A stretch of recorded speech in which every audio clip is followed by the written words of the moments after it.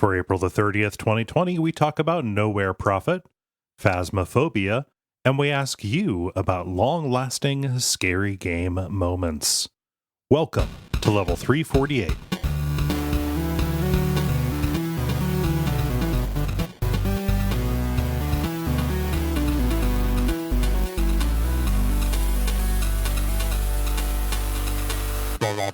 My name is Cole Ross.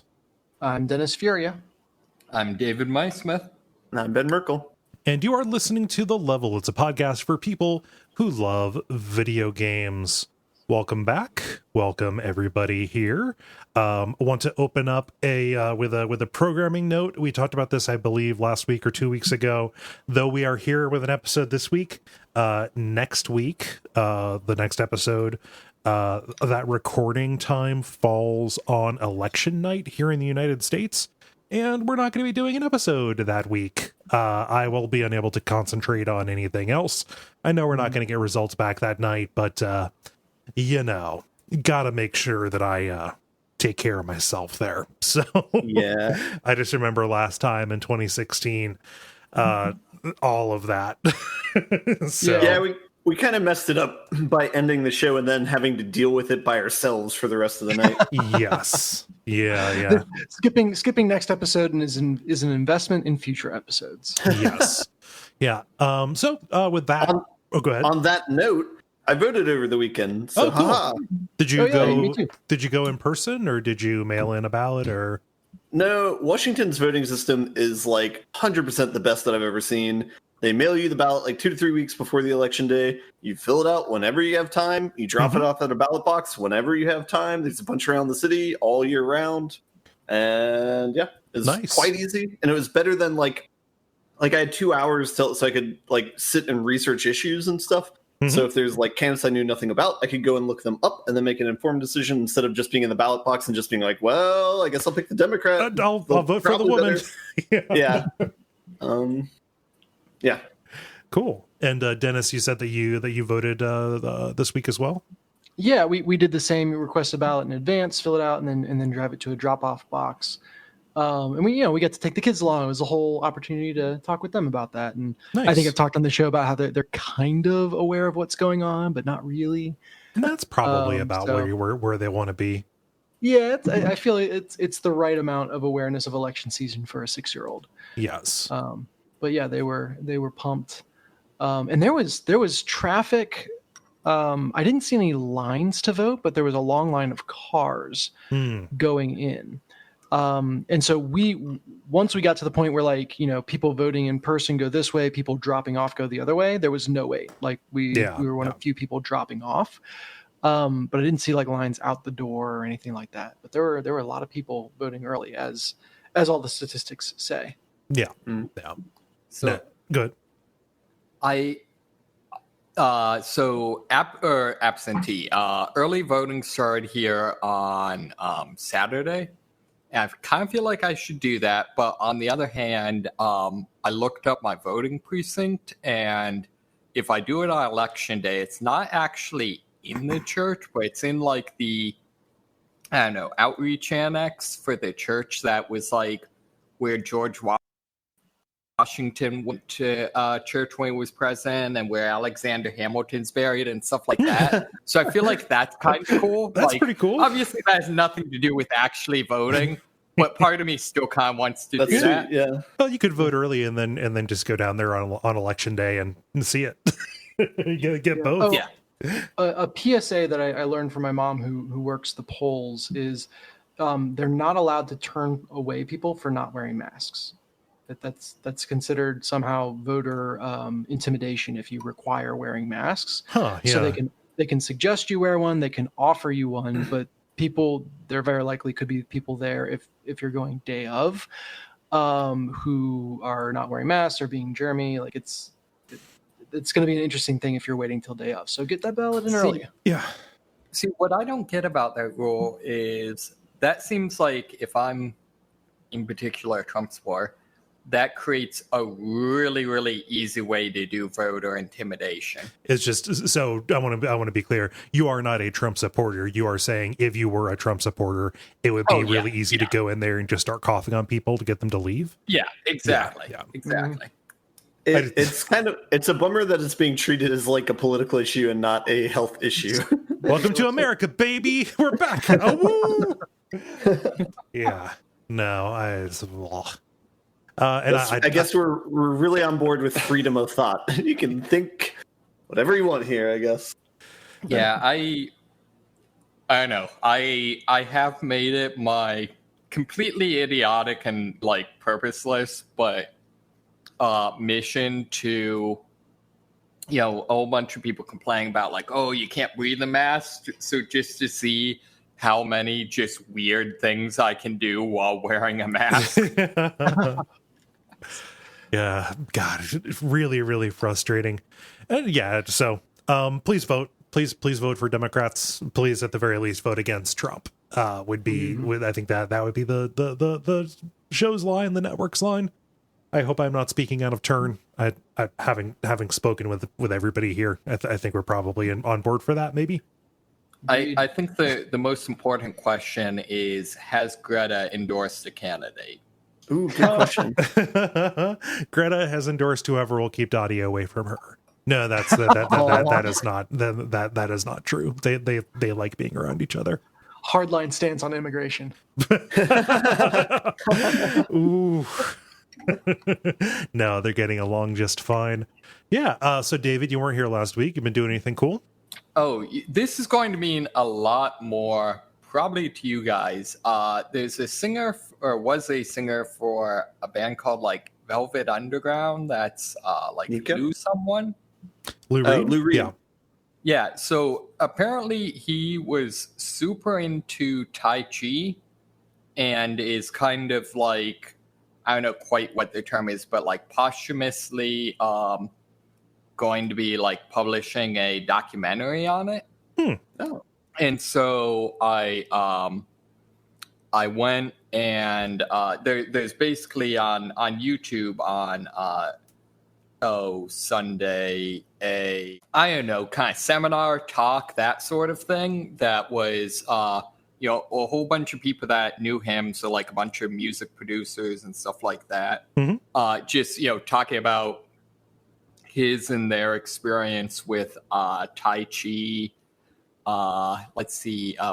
Again, I'm not super into music, so I don't know. Like, the only person whose name I'd heard was Iggy Pop. Yeah. Sure. And so, like, I don't know. It was just kind of cool, kind of interesting, just hearing these, you know, different people's perspectives on, like, you know, what that meant to them, you know, how it helped, you know, them deal with like the craziness that is, you know, touring and things like that. Yeah. Well, that sounds really cool. Yeah. I don't have anything to add about that or ask about it, but yeah. It was one of those things. It was spur of the moment. Like, someone else in my group posted on Facebook and just jumped on. So yeah, it was just a very interesting experience. Nice. Dennis, how about you? Anything cool going on?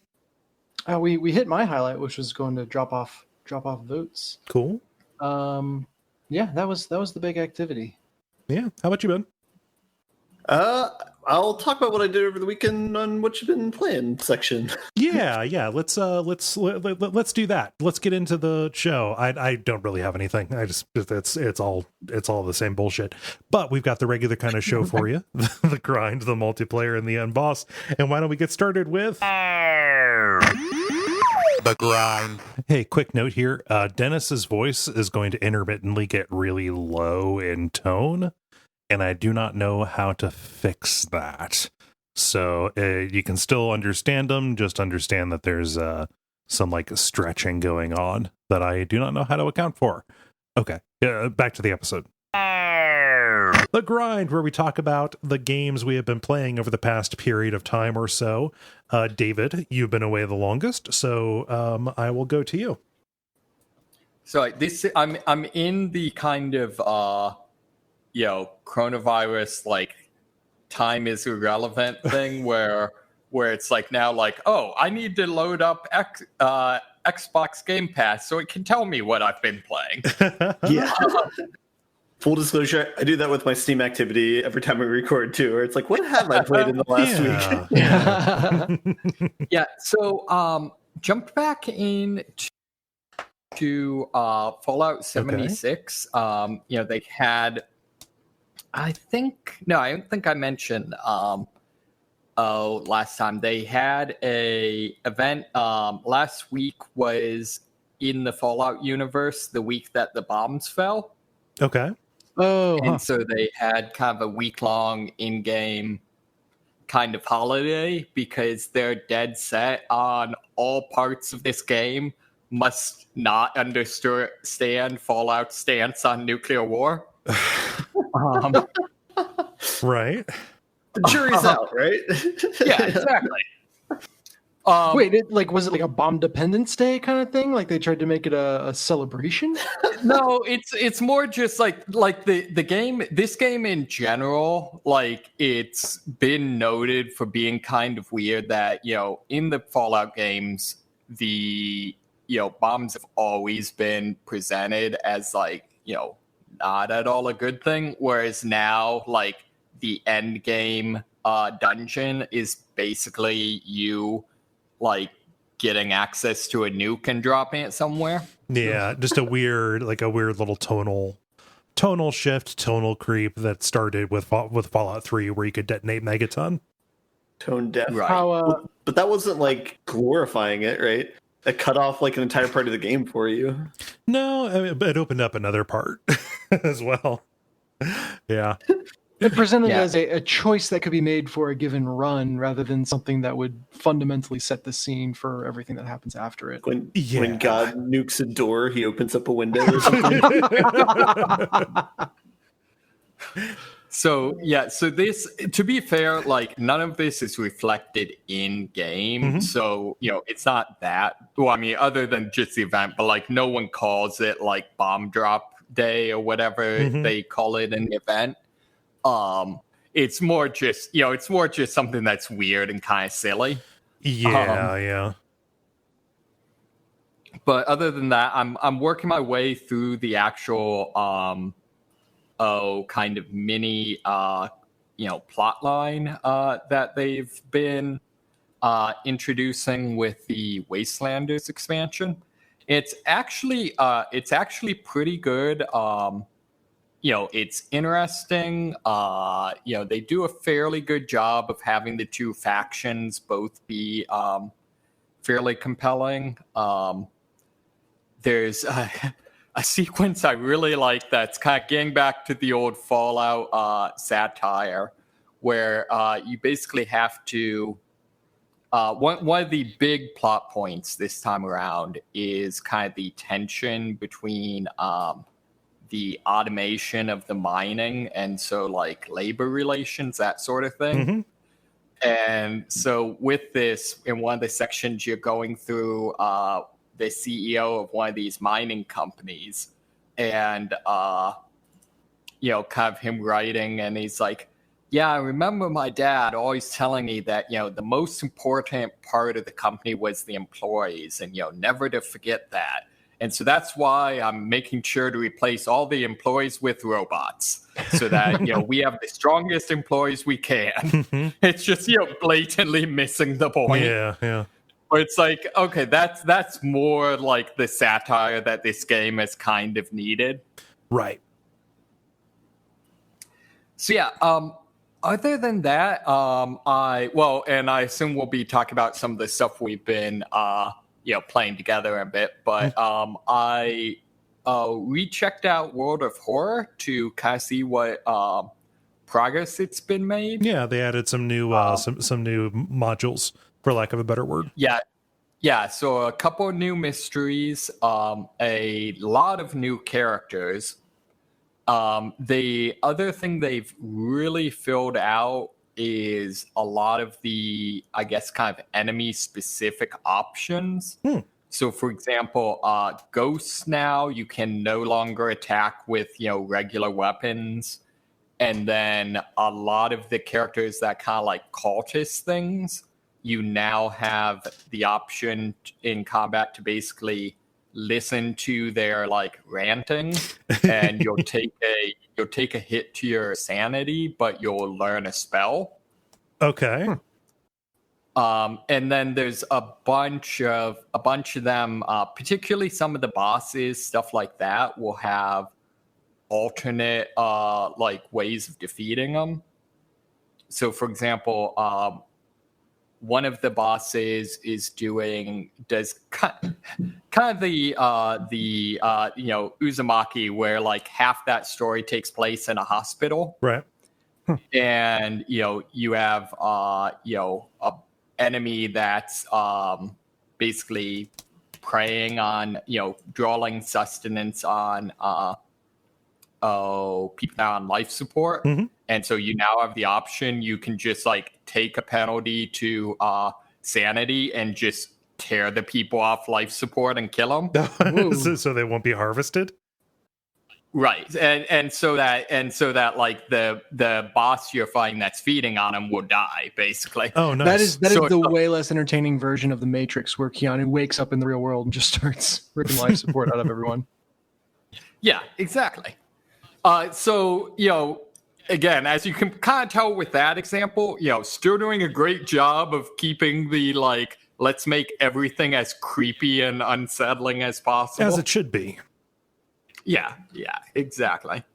So yeah, still seems really good. I really want someone needs to do, I don't know, some sort of spoiler-free wiki that is what are all of the like pop culture references and stuff like that. Oh, it's like this particular monster is drawn from this manga or from this like urban legends, like that kind of thing. Right, Yeah. because there's a lot of that. Like you can straight up, for example, meet a character that is a incredibly thinly veiled kind of, I don't know, in-world version of Junji Ito. Yeah. Mm-hmm. Stuff like that. Like there's a bunch of things like that. I wonder if, and these are usually updated depending on the community, but TV Tropes often has shout out pages for individual works. So maybe you can go and take a look at that and see. I create recording problems when I browse the web while I am talking with you guys. so I'm not going to go look at it because that will ruin everything. But that is a place where I have gone to look and see what references what. Interesting. Yeah, that's a really good idea. So other than that, I'm just waiting for Watchdog Legion to come out on Thursday. Oh, nice. I'm looking forward to next week discussing how not political that game is. Because Ubisoft, they don't have any backbone whatsoever. Mm-hmm. Yeah. It's just, well, it's almost though at this point, it's like, you realize, like, no one was complaining like, oh, is Doom Eternal making a statement? Like, this only happens to you because of the games you make. Right. Although people did complain because I don't think they said something like, oh no, they didn't say Demon Lives Matter because that would have sucked. In one of the early trailers for Doom Eternal, like they were talking about basically implying that the demons were some kind of immigrant and trying to take humor from that. And the tack that they were taking wasn't like them actually expressing anything intentionally. I think that a thing about the most recent batch of Doom games, these two, is there is a certain like corporate banality to it where right. Like the HR department has a folder about how to deal with demon sightings and stuff like that. But people were up in arms a little bit. I understand what you're saying though. Ubisoft tends to make games and then not make not make statements with them. As a side point, given that Doom is run on something called id Software, they probably shouldn't go out of their way to make political points. Probably not. But it's kind of like, have you considered, like, maybe not releasing your game 5 days before Election Day? Maybe, possibly. Yeah. Oh, man. They were counting on the Trump takeover being complete and there not being an election day. Jeez. I can't even joke about it, man. Oh man, but yeah, I need to go back to World of Horror. I should probably do a stream and focus on the new mysteries that they put up. This is entirely off topic. It's literally just what Xbox Game Pass thinks I should be playing next. But am I the only one that, and maybe we've discussed this before, like Dead by Daylight is a game I will never play, but will definitely spend hours reading the lore entries on the wiki. I tweeted about this because when they announced that they were adding Silent Hill content to it, I tweeted like, God, now I'm gonna have to learn what the fuck Dead by Daylight is. And people gave a short summary of what it is. It's very hard to. It feels like a product from an alternate universe to me. Which is good because it's a product set in an alternate universe. Well, as most games are. I just see it as a less good Friday the 13th. Yeah. But with better lore. And maybe with Friday the 13th in it? It could be a superset of that game, yeah. Maybe, yeah. I mean, I know it has the Scream guy and I think it has Freddy Krueger. It does have Freddy, yeah. And Michael Myers. It has like everyone except for Jason. Given the legal situation around the Friday the 13th game, though, that's probably explainable. Yeah. Did you have anything else that you were doing, David? Nope, that's all I had. He has one thing for sure that he's been doing. Yeah. Well, I'll take us into that because we might as well talk about this. We over the weekend, you guys hopped on and we streamed along with Jala as well. Phasmophobia, the game that Ben has been talking about here for a while, for a few weeks, where you and a bunch of other people go into Unity asset houses and hunt for ghosts using any number of special ghost hunting tools. But yeah, we all hopped on. It was one of the most chaotic gaming experiences I've had. But it was so uneventful. There were only 2 deaths. Yep. Yeah. It was a little bit of a bummer because like everybody who hopped in the chat was like, oh, I'm ready to watch them scream, and it's like, are you ready to have everybody running around or whatever? And like we never really got the ghost to spawn except for twice. A couple of times, like we couldn't even determine what the ghost was because like one of the devices didn't work.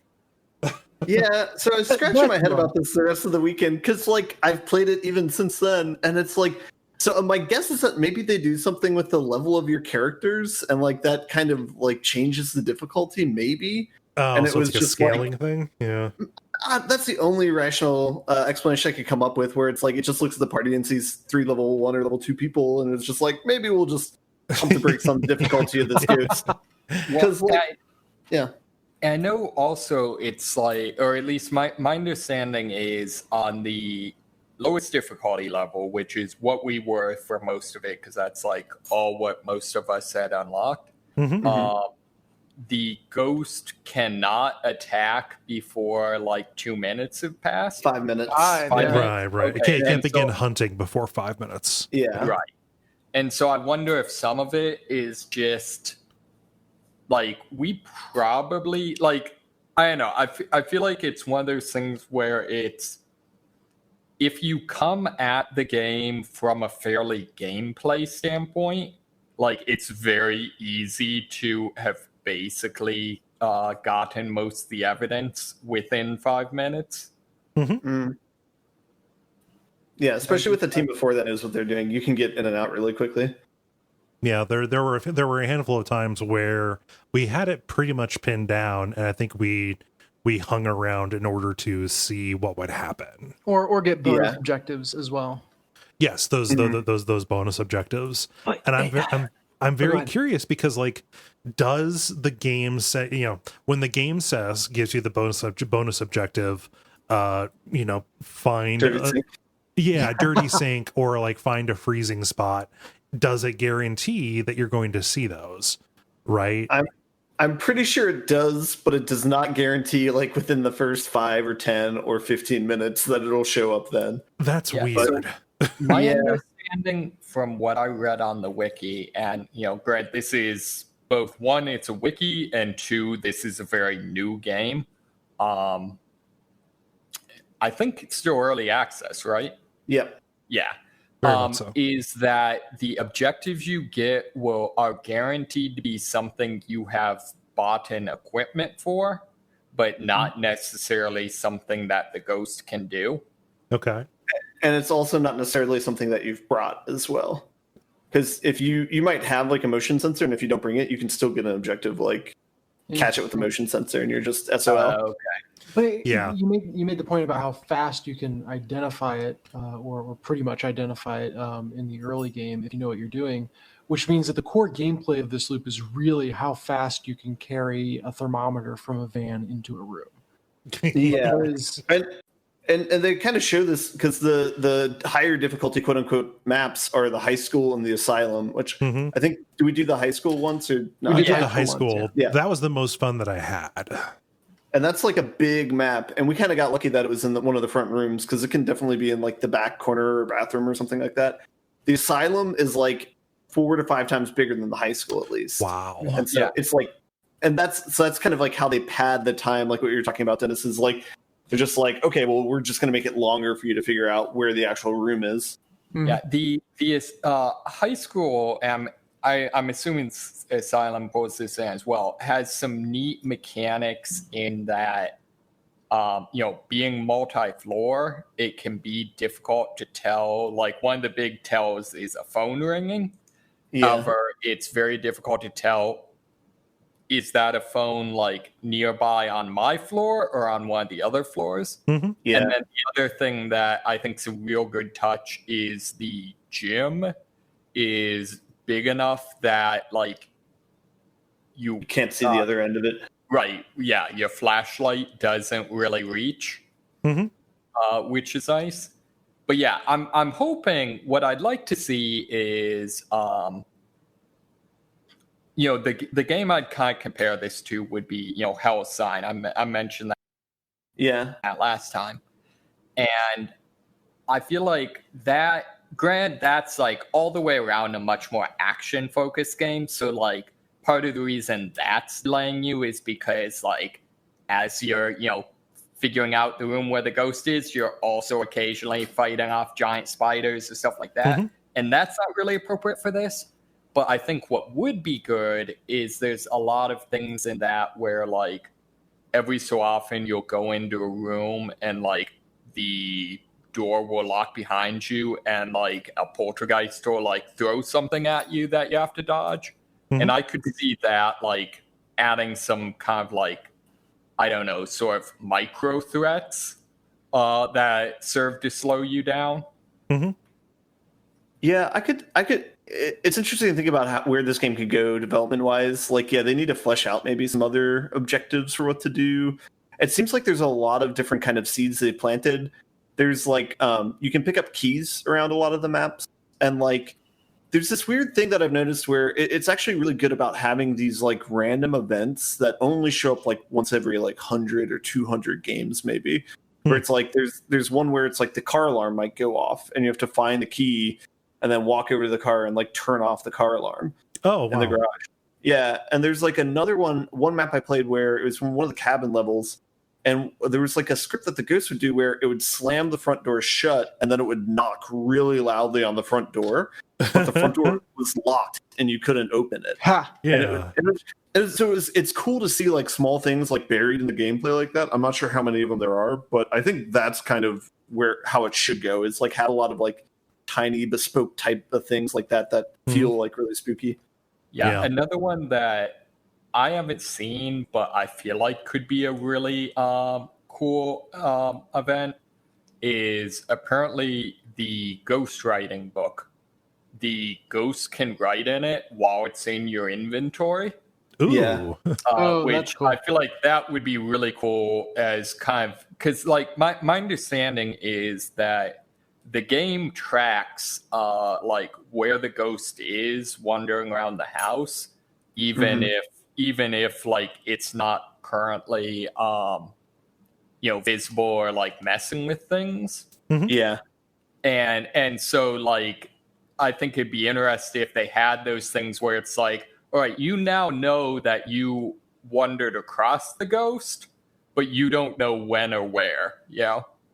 Yeah.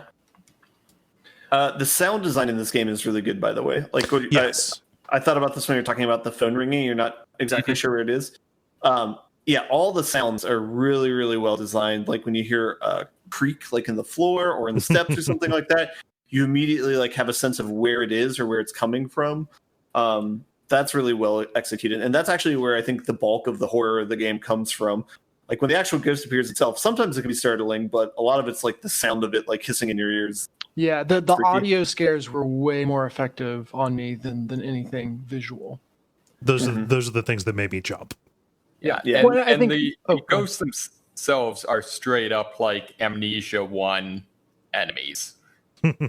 There's a good variety. Like sometimes it's just like a shadow, like a silhouette, and that can be scary.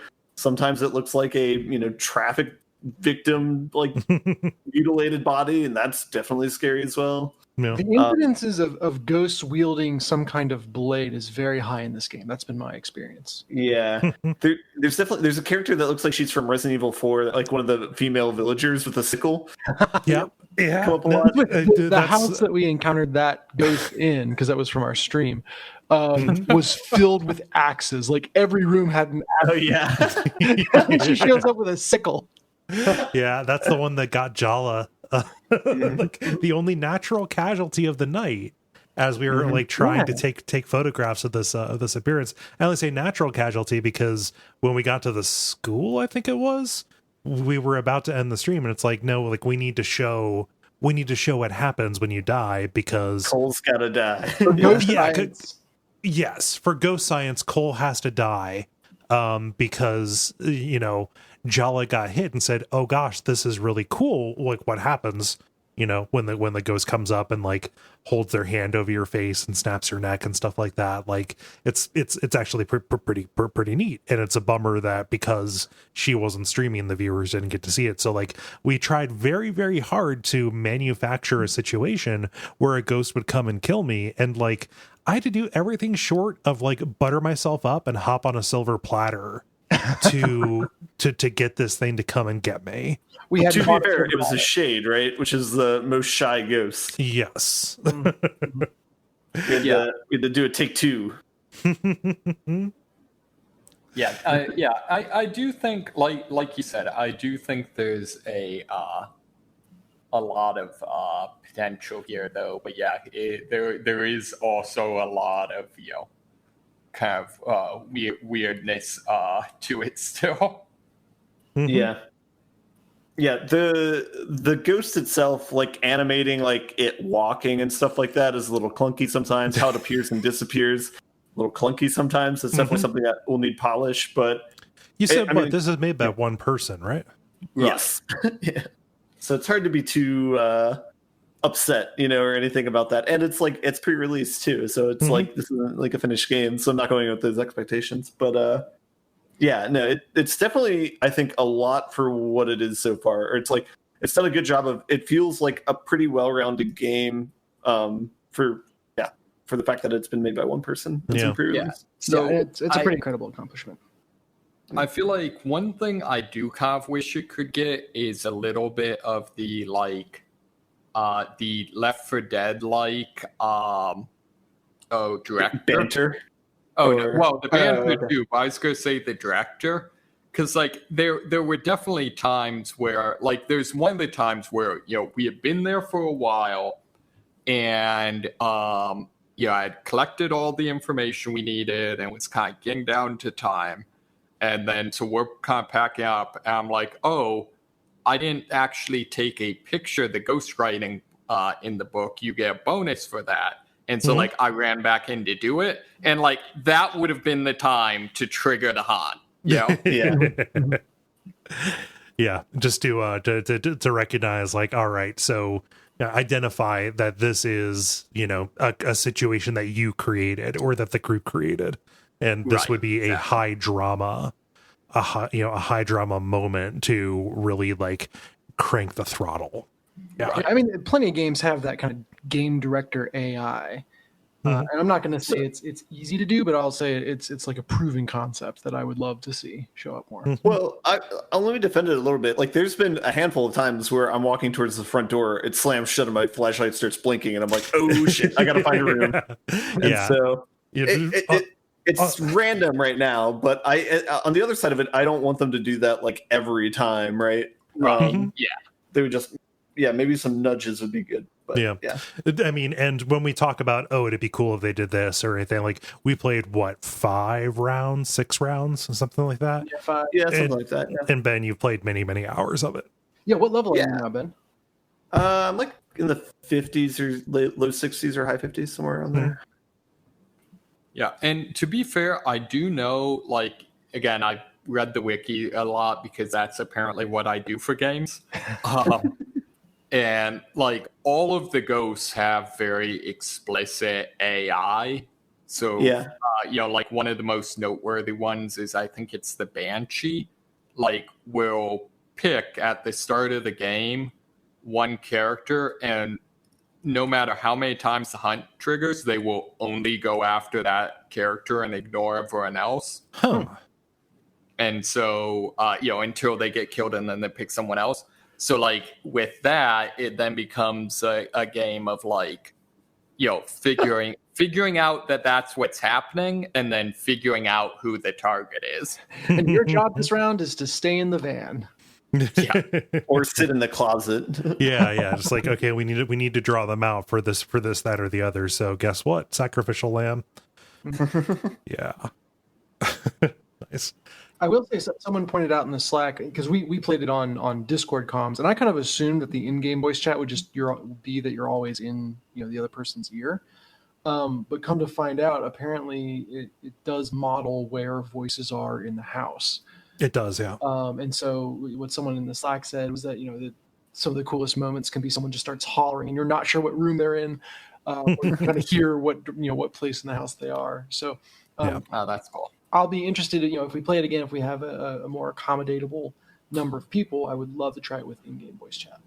Yes. Yeah, I think that we went for, so on one hand, we went for clarity, like, just, we know Discord is going to work. On the other hand, I don't know that in-game voice chat works for Ben.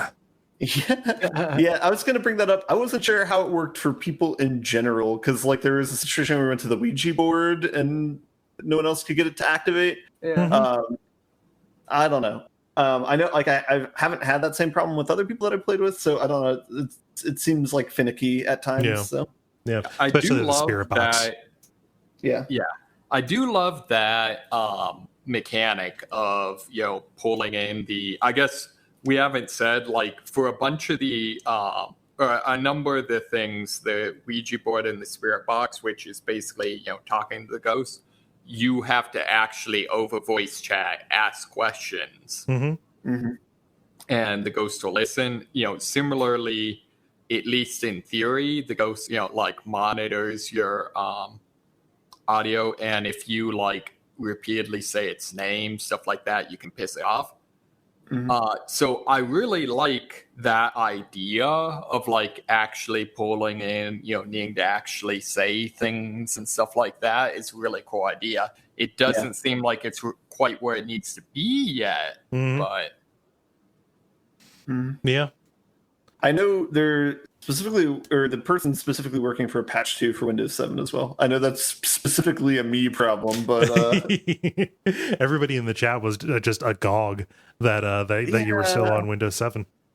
Yeah, let's not get into it. Okay, no, it's fine. It's your choice. It's just weird. Yeah.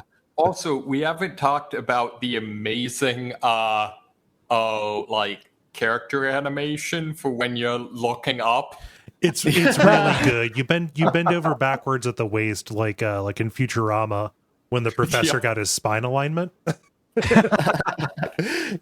No, it was Bender. Bender bent the professor's spine backwards, so he bent 90 degrees at the waist, looking up, and he all of a sudden got a bright, sunny, optimistic attitude because he was always looking at the sky. Oh, it's so fun. Yeah, and the game's design. Well, I guess you can play it either way, but it supports VR. So like. A person walking around in VR looks much different than a person like walking around with the normal controls. I'm real curious to try it in VR. Yeah, I've only played it with one person that I know, and they said they got a little bit motion sick, but they had also just gotten a VR, so I don't know if it was VR in general or this game specifically. Mm-hmm. And I guess you can dual wield ghost hunting equipment in VR. Hell yeah. Yeah, you can akimbo. So walk in with the electromagnetic reader and the temperature. Get those two. You walk in with two glow sticks and you beeline for the gym and have a rave. Yes. Boots and spats.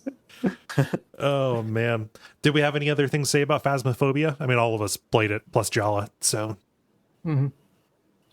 Yeah, it's one of those. I feel like it's one of those games that just has so many little quirks and things to notice in it. Like you could fill an episode with it for sure. Yeah, I mean it's very much. We haven't even gotten to basketball yet. Yeah. Well, you can talk about basketball if you want. I mean, that the most important part of the game right there is the little hoop with a counter that's in the lobby.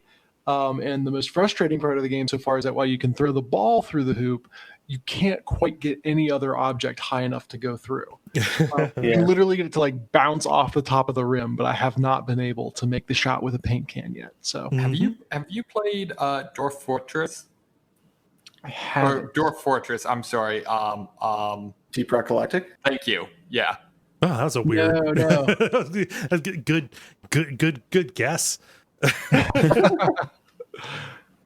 Do they have something like that in the game? Oh yeah, they have Kick the can. Yep, kick the can into the basketball hoop or whatever hoop. Oh, that's fun. Yeah, but and it's all I think starts with Overwatch's basketball hoop in the starting ship. I'll be happy to play this with you guys in the future. Also, Among Us as well. Either one. Yeah, Among Us would be a fun one to do next time because that one, at least, our problem with Phasmophobia was that we were all talking instead of coordinating about what we were going to do. Among Us seems a little bit less demanding. Yeah, but yeah, definitely am pro doing more of this co-op stuff, more of the streaming stuff because that's a lot of fun. Yeah. Same. I only had one other thing on Friday night before the Phasmophobia stream. So the day before the Phasmophobia stream, I went back to one of the games in the DreadX collection too. And I wanted to finish that out because it was developed by the guy who made Dusk, Dave Szymanski. Dusk is a game I really enjoy. I also enjoyed his what he put into the DreadX Collection 1. And what he put into DreadX Collection 2 is a game called Squirrel Stapler. Mm-hmm. And it's a horror game because everything in that collection is a horror game, but it is a horror hunting game. So the concept is it's you have gone out into the woods like on a little vacation with your wife, but your wife has died. You want her to be beautiful again. So you need to go and hunt squirrels and staple the squirrels to her so she can be beautiful again. And it's over the course of 5 days, you wake up and most of the time your wife's body is, kind of like propped up in the corner of the room. You go outside. I say most of the time because she eventually starts wandering around and leaving notes for you and stuff. But the majority of the time spent in the game is out in this rather large wooded area with a rifle that with a rifle, bolt action rifle. You can only shoot once before you have to reload it. And you hold five bullets at a time, and you're going out and shooting after squirrels. And it's, not not easy because you have to be very sneaky to get up on those varmints. They're going to run away. And you have to go ahead. Not all of them are sure kills either. Right. You can miss because you have to shoot from pretty far away, oftentimes like hiding in low resolution foliage. But on the third day, they introduce what I was calling demon squirrels, but in the game, I guess they call them squirrel bears or something like that. These are massive squirrels that are bright red and will go on patrol around the area. They'll run up to you and blow up and kill you instantly. And they will either spot you, just visually, or whenever you fire your gun, they will start immediately moving in the direction to investigate wherever that was. Oh, huh. Yeah. So it immediately, it's the cliche, the hunter has become the hunted, but you over the course of trying to fulfill your objective are shooting and then moving away from where you took the shot as quickly as possible so that thing can come in and like maybe hopefully you will go and claim the skin of the squirrel, before you move on to go and look for the next one. And So it's incredibly tense. A similar strategy in Among Us. You run away from the body as quickly as possible. Yep. To be fair, that tends to be an important, strategy for such things. Yeah. Question is, does the DreadX collection, I pulled it up online, also apparently have a dating sim? Yes. Yeah, that's in DreadX Collection 2. I talked about it when I talked about DreadX Collection 2.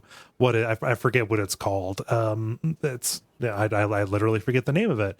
It's very good because like you summon a Cthulhu, an Eldritch Cthulhuid monster, and like it's you trying to make her happy by performing these rituals that will ultimately end the world, and it can end in a couple of different ways depending on how successfully you complete the rituals and whether or not you decide to invoke the the banishing spells and stuff like that to undo it. Yeah, but I was really happy to go back and finish Squirrel Stapler because the ending of it's really, really fun. I don't want to spoil what is there. You can go and look at the stream if you're curious about it, but I did not expect it to do what it was going to do. But yeah, it is a really fun horror stealth game. It has the gun in it is really satisfying to fire, which is, a hallmark of this developer. And I'm real curious what they're going to be doing next. This looks really fun. Yeah, the DreadX stuff is kind of weird. Like initially, I very much wrote it off. But the more I've seen of it, the more it seems like there's actually I don't know, like not just like the generic horror stuff, but it seems like a bunch of them are actually very creative takes on horror. Yeah, no, it's extremely varied. Not everything is a straight putt. I mean, I just described a game where you hunt squirrels and staple them to your wife's body. Yeah, as you do. Marriage stuff. Yeah. Well, I'm watching a video of it, and it's a testament to, I know like the lo-fi look is kind of the thing for these, but just how fast that melts into the background once you're into the gameplay, or even watching someone get into the gameplay. Mm-hmm. The video starts like, oh, what is going on? Like this is, and then you just kind of forget about it as you play. So that's always been the magic of games, I guess. Mm-hmm. Yeah, it you immediately go all the way into it. Yeah. So that's me. Let's see here. Ben, how about you? Yeah, I also have one on top of Phasmophobia. I was able to beat Hades over the weekend. Oh, cool. So you made your escape. I made a escape. Yep. Okay. Got out of hell. Yeah, I mean the game's not bad. This is like a weird way to review it, but like I feel like I have to give opinion on it in contrast to everyone saying it's like the best game ever, where it's like, I don't think that's true. I think it's like not a bad game, but like I don't even know if it's the best game of this year. Like I like Phasmophobia better than this game. You know, it's not bad, but it's not bad though. Like it. So I don't know. I put it in a weird position where I'm not trying to to put like negatives on the game because it's a good experience, but I mean, people get really exuberant about new toys. I don't say that to diminish their enthusiasm, because it's cool and fun when you find a game that you really enjoy. It's just it's something that, you know, we run into quite a bit, where it's like, yeah, the expectation game on this is kind of strange, actually. I think like, so the strength of the game, or the thing that the game does that other games don't do, is the fact that it has a whole bunch of dialogue to it, and like and so like that's like the unique feature of the game. The roguelite part of it is like, it's one of the first roguelike games that I've played, so it's that mechanic's like new-ish to me. But even that, like, I don't know, there's like an interesting like pluses and minuses to that. Like on the one side, I kind of like the idea of a game rewarding people for working hard at it for a long time instead of like being skilled like really well at it. Yeah. Because I think that's like a valuable lesson to learn in terms of like life or whatever. But at the same time, I also feel like it's kind of cheap that like you're tremendously disadvantaged at the beginning of the game compared to the end of the game, or it's like, yeah, you're not likely going. It feels almost like an artificial gate where it's like, it's you know, and this is kind of like this with any game. It's like every game you're gonna start weak and end strong. You know what I mean? But it's like, and so with every game, there's kind of this like artificiality where it's like they're nerfing you at the beginning, you know, so that you can evolve into like it being like a good experience or a competent gameplay. I don't even know what I'm getting at here, but so contrast that, because you said you hadn't really played a roguelike before, and I was like, we Slay the Spire, man. So contrast that to how games like those. Slay the Spire is not like that though. Slay the Spire Slay the Spire unlocks new cards that you can get, but the new cards that you get aren't necessarily like strictly upgrades to the original cards that you have. And the other part too is if you do the Ascension on Slay the Spire, it's the reverse, where the game gets harder and harder as you go on, not easier and easier. Not very fair. I don't know. Slay the Spire is awesome. How dare you talk about Slay the Spire? No, I'm just kidding. Yeah. How people are talking about this game is kind of how I feel about Slay the Spire. Yeah, that's fair. Yeah. It's just, you know, it's different approaches to roguelites, whether it's going to be, you know, rely entirely on developing player skill versus avatar skill, right? Yeah, and the other thing, I'm not really sure how well I've like quote unquote mastered the game, because I've only ever used the one weapon. I talked to some people about this over the weekend. They were like aghast. They're like, oh yeah, you got to use like all the different weapons. But it's like, I wasn't really interested in using the ranged weapons that you can unlock. Okay, so I feel so much better because I think so far the sword is the only weapon I actually like. Yeah. I don't know, the bow in particular feels way too slow to me, and the shield kind of does as well, honestly. Yeah. I mean, maybe I just need to play around with this more and kind of be open to it. But like another weird thing about the experience too is it feels like the different upgrades, the boons that you can get from the different gods aren't at parity with one another. And it's like, so you could just happen to have a run where the god that keeps appearing is, what's his name? Dionysus, the party god or whatever. Oh yeah. Yeah, Dionysus Bacchus. Yeah. Dionysus, my namesake? Come on, man. His buffs I do not think are too great. And, whereas like Zeus's buffs I think are strong. The Doom one is really strong. The Freeze one I think is really strong as well, the Freeze god.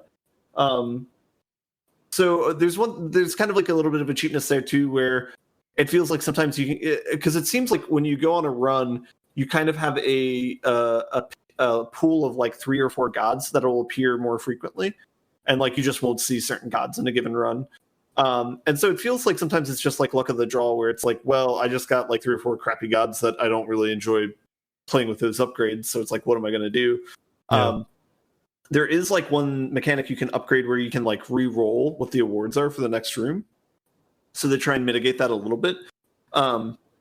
But that's one thing that feels more of like a cheapness in this game than other games like Slay the Spire or something else, where where it feels like sometimes you can kind of get pigeonholed where it's like, well, even if you play really well, you're kind of stuck in this like you're not going to get like a runaway like upgrade system and with this pool of gods that you're going to get. Yeah.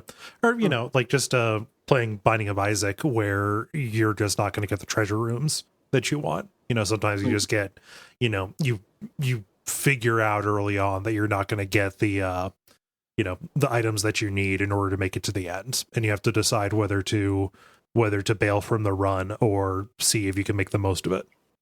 Yeah, I'll argue in favor of that kind of design though, because it heightens the sense that something special is happening when the gods do align, literally in the case of Hades.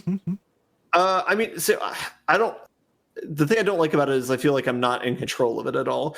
Like with Slay the Spire, I think it's really good because usually there's like so many options that if you're playing like optimally, it doesn't matter if you have like a lot of bad options. If you can see like what cards work really well, even if it's like a strategy you haven't tried before, you can like push yourself in a direction that'll make a really competent deck.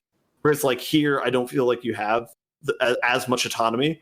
Like it's you just are given like, oh, here's like, you know, 3 things. None of them are going to help you, but you have to pick one of them. So yeah, you can, like the strategy is like forced for you because the strategy in this one is typically you get a lot of boons from the same god because they'll reinforce one another.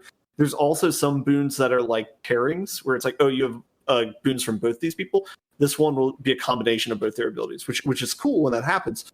But again, since you don't have control over like the gods that appear, it feels like you're being forced into a certain strategy instead of choosing and like pushing yourself into a strategy you want to go into. Although, isn't that kind of like the core of a roguelike thing, or am I wrong?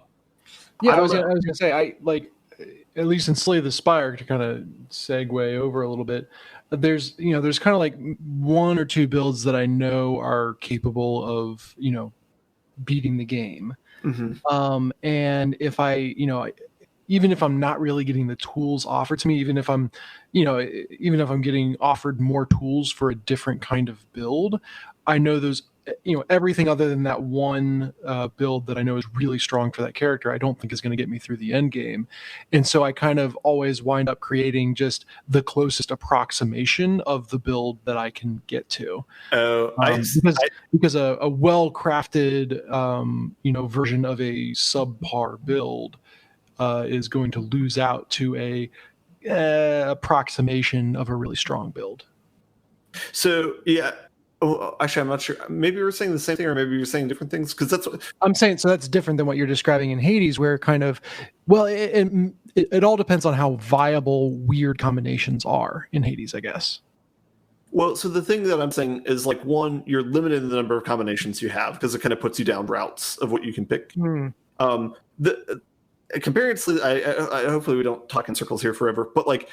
With like, there's a similar mechanic in like Magic card drafting that there is in Slay the Spire, where you have to like kind of see what's open. That's more so in Magic than in Slay the Spire. It's like not as much like reading signs of things wheeling or whatever.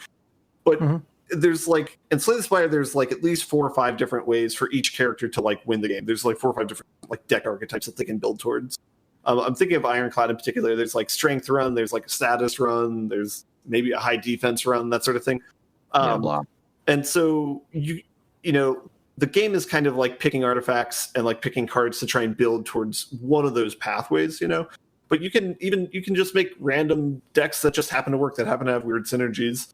In Hades, it doesn't feel like you can do any of that sort of thing. Like certainly the boons will reinforce one another. So for example, like lightning, you'll get one where it's like your weapon does lightning damage. You'll get another one later that's like when you deal lightning damage, it gives them jolting where they're like stun other enemies after they attack. And so you could do things like that build on top of one another. But the problem is that like that's like a predefined strategy that they have with a single god. And like when you're doing a run, you're probably going to see that god multiple times and like just pick those, you know, to reinforce your own strategy.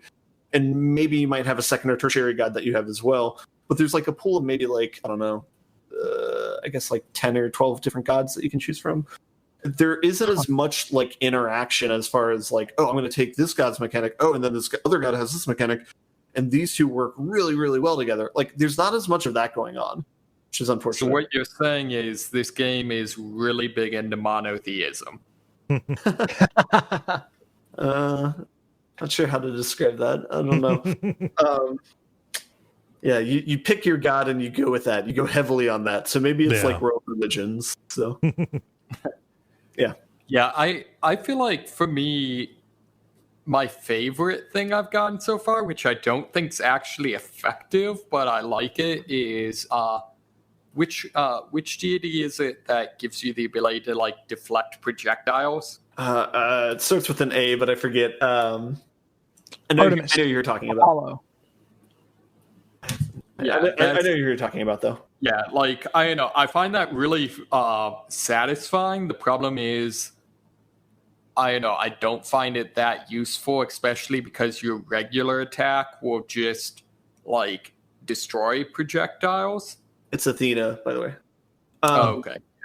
Yeah, that's true. There are places where it's helpful, even within that strategy. Like some of them don't seem as useful as others. Like because you can get like deflection when you dash, you can get deflection when you take damage, or you can get deflection in like your special or regular attack. There's definitely places where the deflection is like really powerful. Like for example, if someone's like shooting a bunch of projectiles and you just deflect on top of them and all of those get redirected back to them, like you can like kill like Meg like really quickly with that type of thing. So that can be really satisfying. But yeah, I don't know. I don't know. The game's weird. It doesn't seem as like I don't want to shit on this game too much. I enjoyed playing this game and I like this game. I just think that some of the design and like how you upgrade things, sometimes it just feels kind of random and you don't have as much authority over like building your awesome build by the end of the deck. A lot of times it feels like you randomly get a really good one, but a lot of times it feels like you can't choose that. No. Well, and there too, people will come to a game looking for different levels of involvement on each of the levels of play, right? So some people are going to want to have really high control over the build and want to like really think through and strategize that. Other people are just going to want to focus on the action and the build is nice perks on top of it and all that. So, to some extent, it could just be they chose to put their time and intent into other places. Yeah. Any other thoughts on Hades?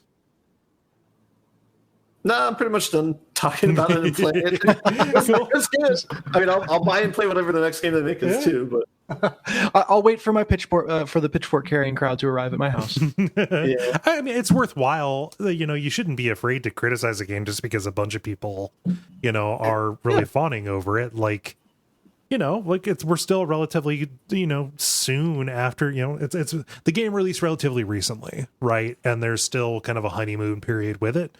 There's probably going to be a backlash at some point, but like that should not determine the bounds of what you are able to say about it. I think that people listening would welcome a thoughtful critique of it, or, kind of an explanation for why, as somebody who enjoys one kind of rogue-like-ish kind of game, just how it stacks up against that kind you prefer.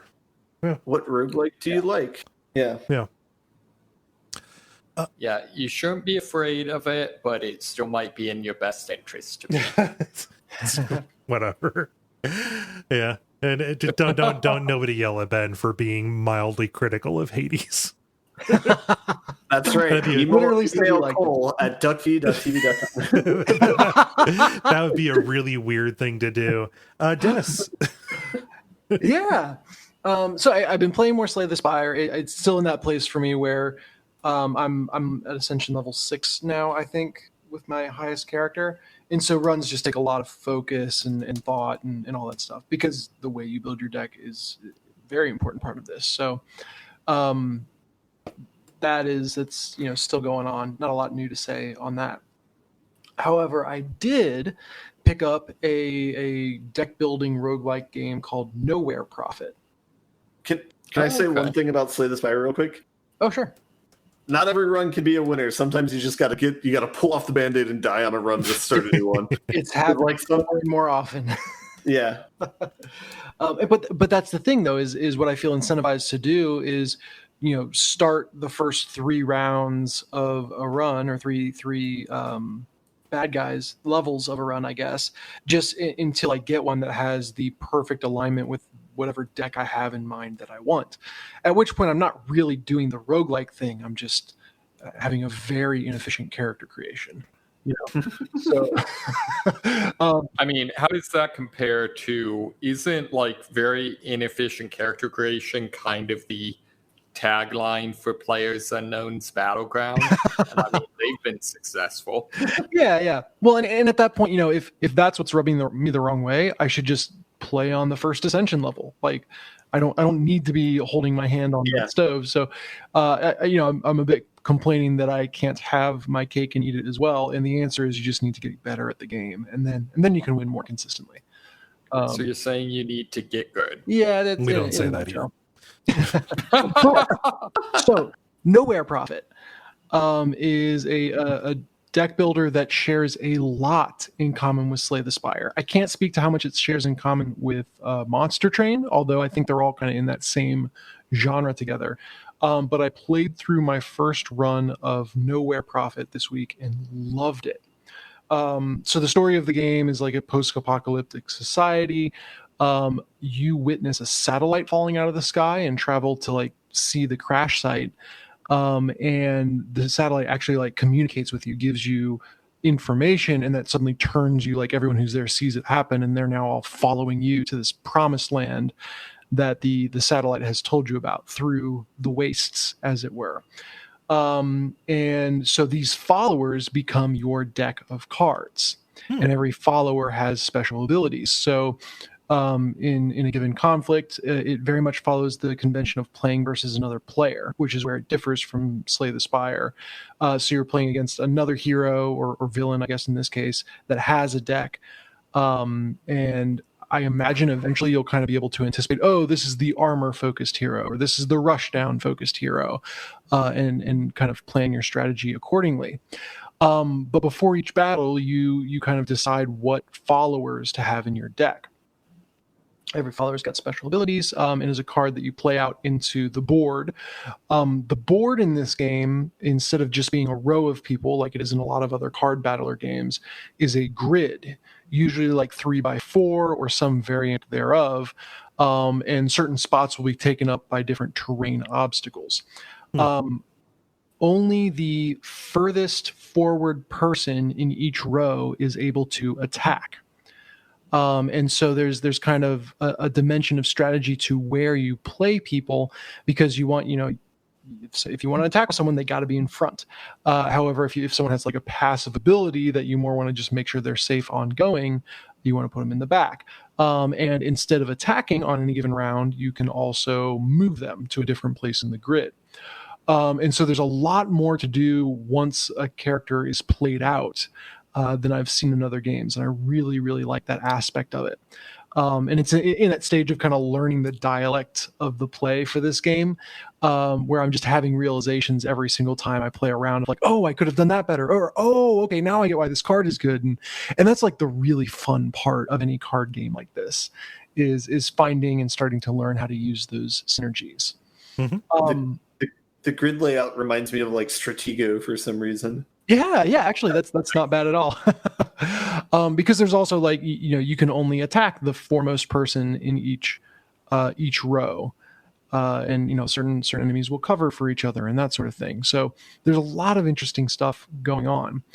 On top of that, on the kind of higher layer of the game, losing your units in a battle matters. So generally, in card games like this, you know, you kind of play out your early units expecting you're going to trade them away.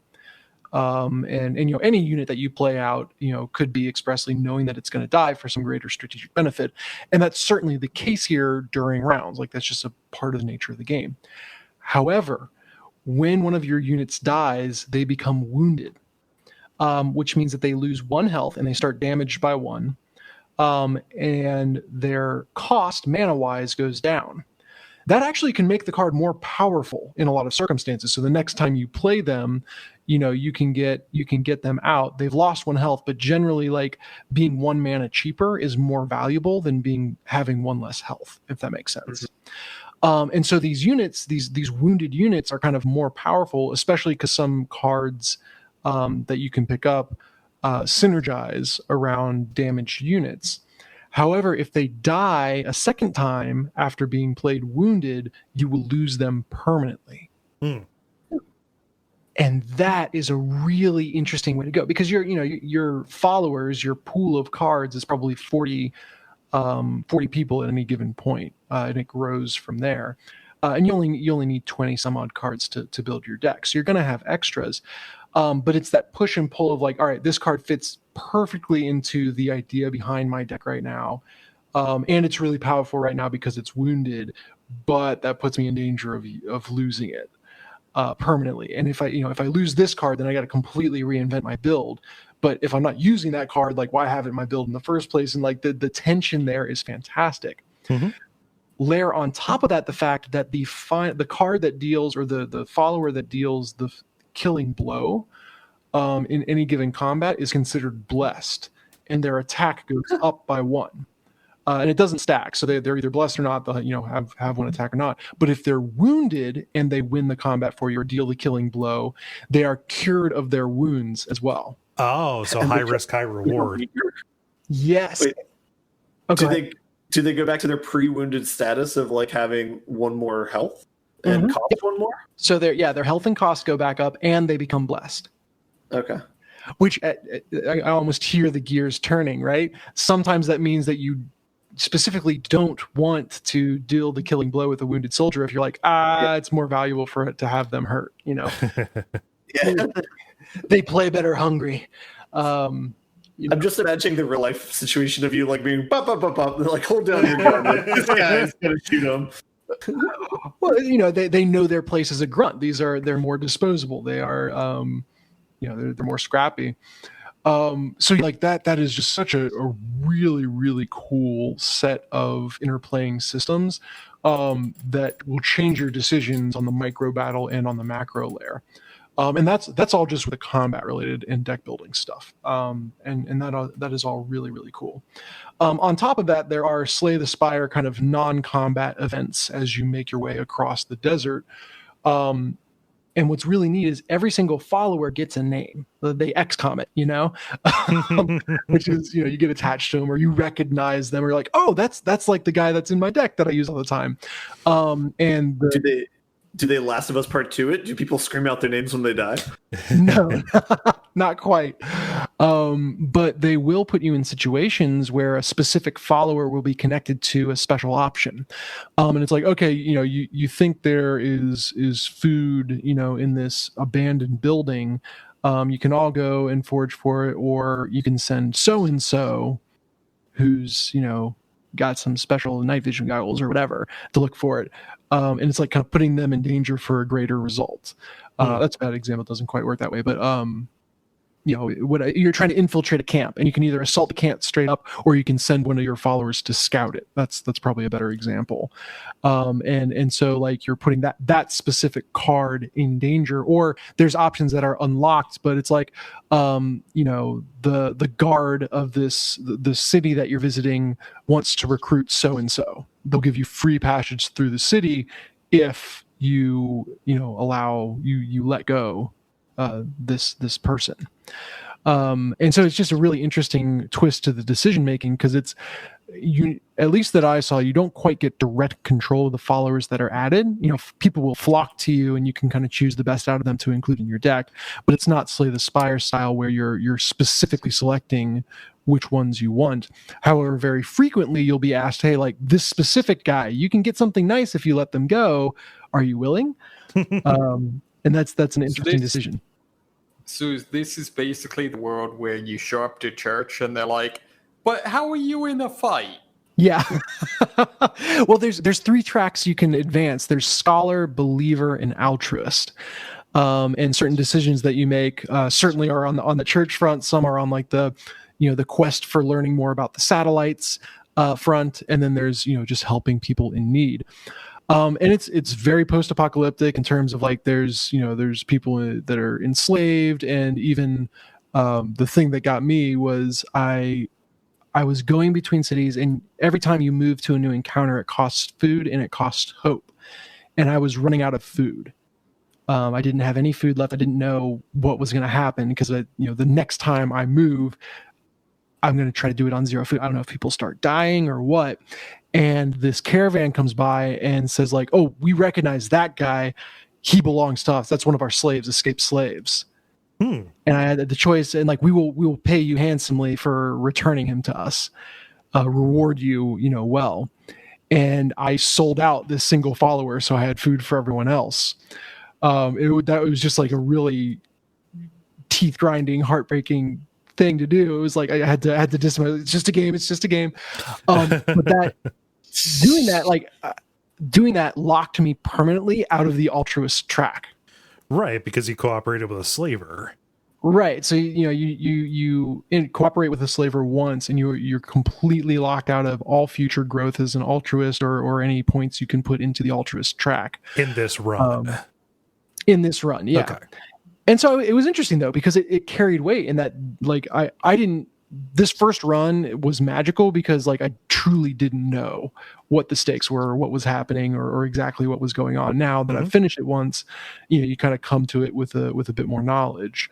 But to have that consequence hit and like to really feel the weight of it, it's like, well, I can feed my people now, but even the ending text where it's like, oh, you successfully figured out what's going on with the satellites and the robots, and you're starting a new society, but you make sure to clearly educate the robots on who's important and who's a slave. And I was like, oh God, Oh boy. fuck that. If only Jarrett was here to see this. Exactly. Like it twists that knife pretty hard. But yeah, I was still able to pull off a win despite that decision, and I like that it felt like the choices were consequential. Yeah. So that sounds cool. It sounds cool making people out of the cards that would be in Slay the Spire. You know what I mean? There's like a lot more story depth there then. Exactly. Yeah. So that combined with the grid-based combat, combined with the kind of macro story choices that you make is really interesting. Oh, I mean, I haven't even touched on one of the other points, which is you're actually playing 2 decks of cards at once. So yeah, contrast to Deck of Wonders, right, where both sides are in one deck. In this one, each side has 2 decks. So you have a deck of your followers. You also have a deck of leadership cards. In each turn, you draw a leadership card and you draw a follower card. And the leadership cards are essentially your spells, right? They have immediate impact. But you will, as you travel, you'll pick up gear, and you can either equip gear for a passive bonus, or equip a tool for an active bonus that's not tied to a card. So it's like the hero power in Hearthstone. Or you can dismantle that gear, which means you permanently lose access to that tool or gear, but you get a new leader card. And you can manage like the number of leader cards in your deck and customize your leader deck in that way. So there's a lot going on in this game. And after I won my first run, I unlocked all the other classes. So I just played through with the base starter class. There's a lot to be excited about in Nowhere Prophet, and I'm excited to keep on playing it. Then this is one I would really be interested to see you play, or to play with you. I was gonna say I would be interested to see you play, so I can kind of get a base level of like what all's going on. I'm looking at it. Everything that you're doing wrong. No. I have no bank of knowledge on this game like I do Slay the Spire. Sure. Yeah. I mean, I have a shallow reaction and kind of a little bit of less shallow one, which is I love the visual style on this, like the hand drawn like graphic comic kind of look to the characters and things. Yeah, paper cutouts is almost like the feel of it a bit. Yeah. Not in texture, but just in the way that the colors, and like there's not really outlines on a lot of stuff. Yeah, it's just super. Just graphic is the only word that I can think to use, like from like a design sense. It looks like a cross between Borderlands and This Is the Police. Yeah, This Is the Police is a good touch on it as well. This is a cool metaphor, and I think that it goes a very long way towards like justifying a structure of this kind of game, where like you're making a choice of like which kind of battle which kind of encounter you're going to go for, but like by putting that on a map of nodes that you are progressing along in order to get to the satellite, I think that is like a really satisfying and like understandable version of this. That I dig. It's a good functional metaphor. Even cooler. Oh, go ahead. I was gonna say, I mean, that looks 1-to-1 with Slay the Spire. Yeah. Mhm. Well, even cooler in this is there will be the path of the map. There will be certain branches that you can't see the end of. So there's like the main. You can always see one or two main arteries all the way to your objective. But then there's other thing where it's like, ooh, there's a cathedral on the ridge over there.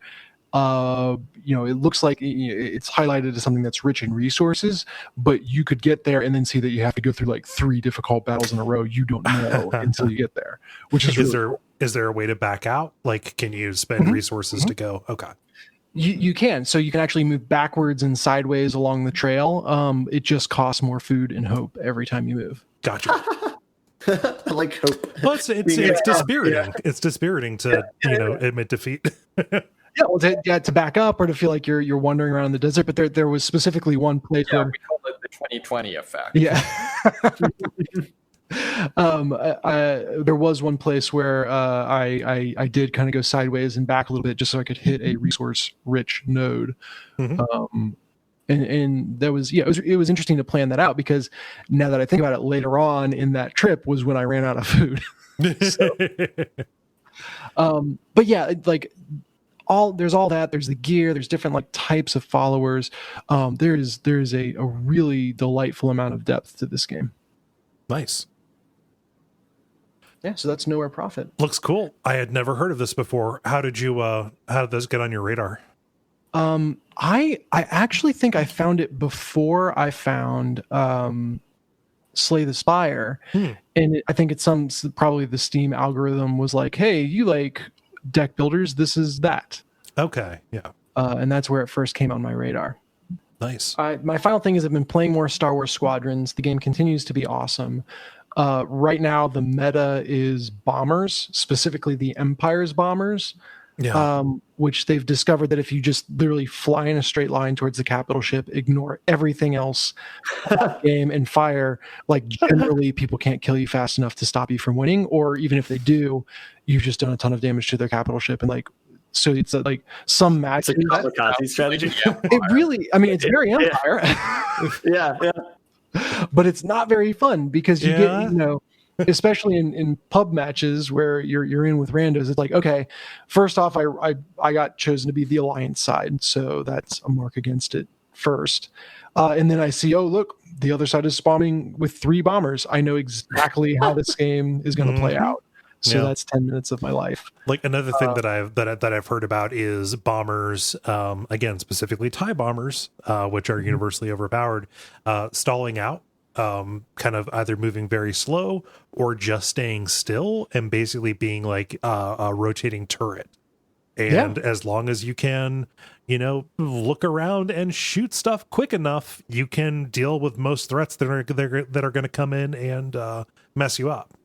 Yeah, So, you will win all jousts, and honestly, even if you get surprised, they won't have enough damage to kill you in one pass. So TIE bombers are going to get nerfed for sure, and they'll be healthier because of it. Some people have been saying like, "Oh, just switch to ion weapons, and that shuts them down real quick." And I think if you're in a coordinated team, there are tools to do that. Yeah. And I think if the game gets to a place like a League of Legends is, where like everyone jumps in knowing kind of their role, and there's a very codified way to approach the game, maybe it wouldn't be as much of a problem. But right now, this lives way closer to like a first-person shooter deathmatch multiplayer feel, where everyone's just kind of jumping in with whatever they like to use and having fun, and just one class is overpowered.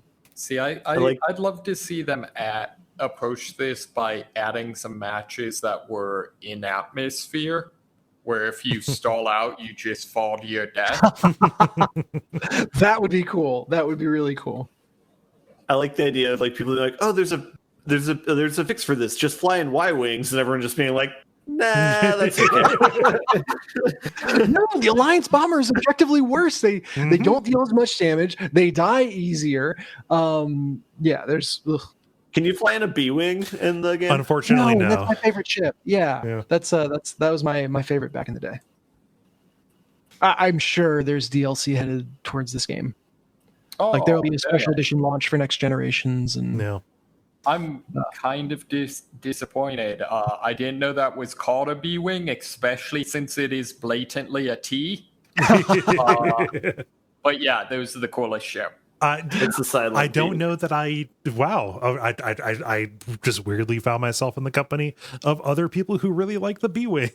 Apparently it's the best choice. Yeah. The B stands for break in design with all the other ships. I don't know Yeah. what the fuck they were doing, but it's awesome.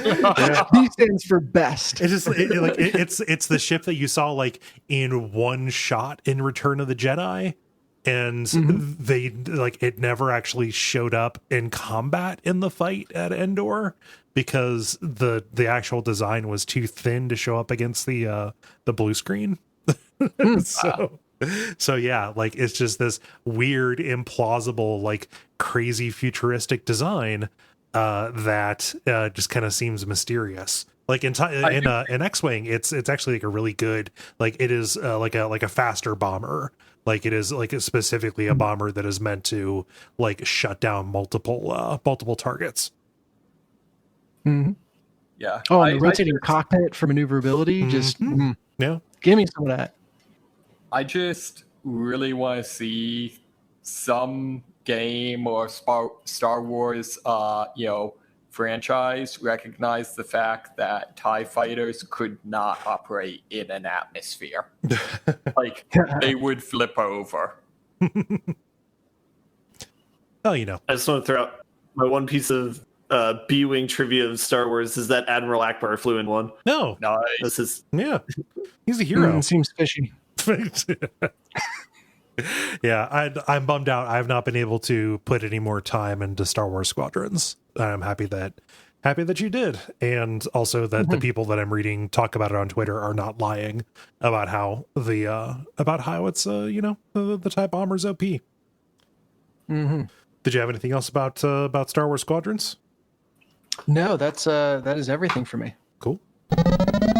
Multiplayer. Now it is time for the multiplayer, where we ask you a question and then you answer it. Dennis, what did you ask the nice people? Yeah, we're feeling spoopy this week here with Halloween. So I asked about spooks that stuck with you. So there's games that give you a jump scare in the moment, but what is the horror game that kind of followed you around afterwards? Yeah. So let's jump right in here and read Martinus, who says, PT really messed me up for a good while. That has got to be the spookiest game I have ever played, and to think it was only 45 minutes to an hour. It always makes me sad thinking about what could have been if only Silent Hills had been given a shot at life. And now we sit over here being sad. You know what makes it feel worse? It was canceled because Konami wanted to make it into a slot machine instead of a video game company, and they couldn't coexist.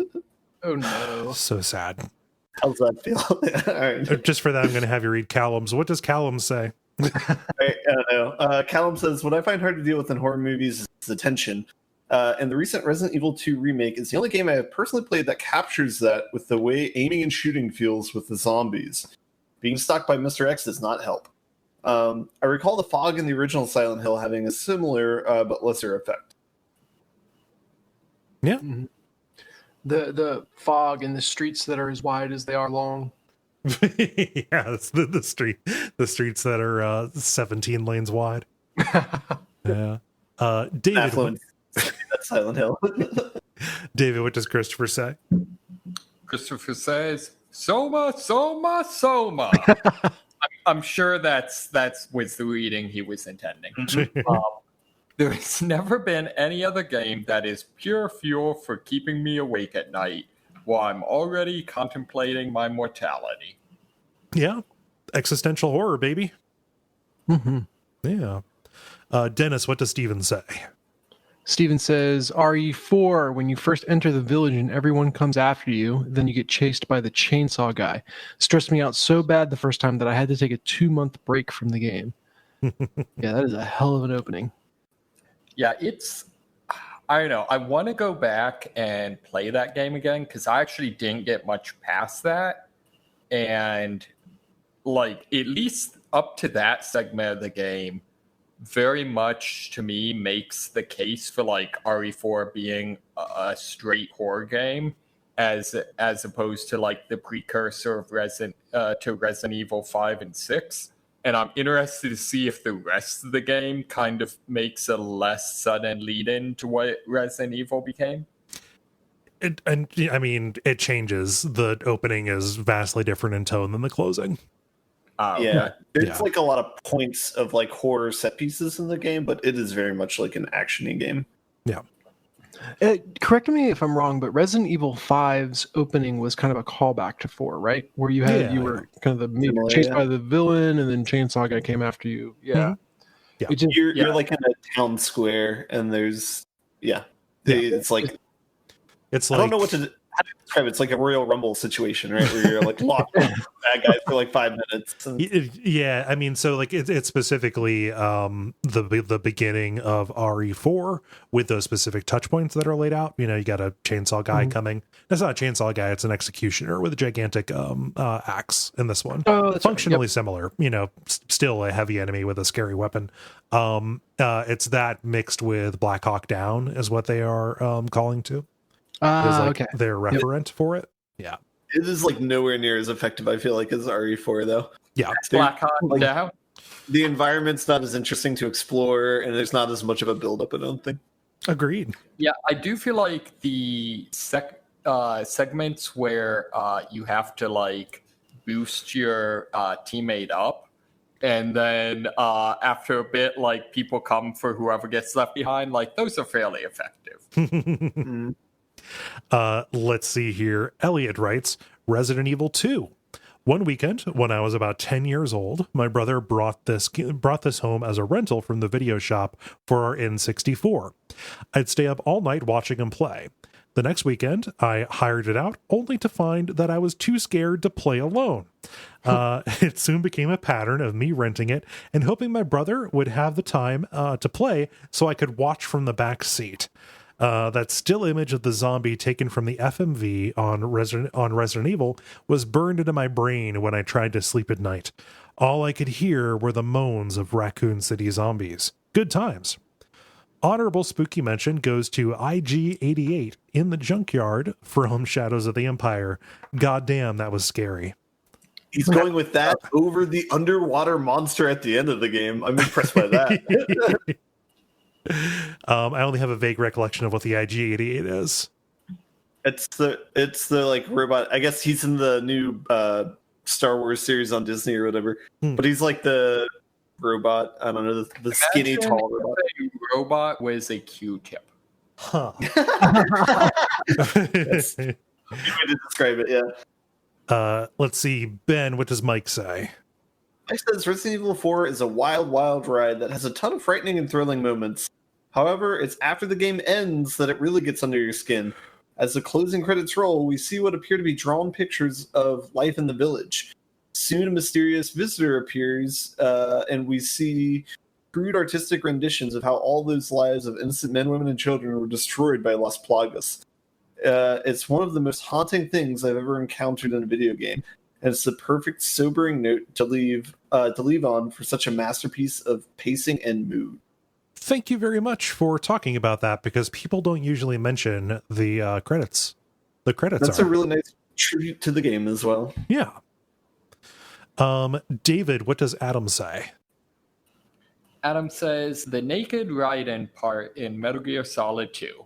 It is kind of scary with your codec calling constantly to the point where you have to ignore it. And they say strange things. I remember when they told me to turn the game console off, I did.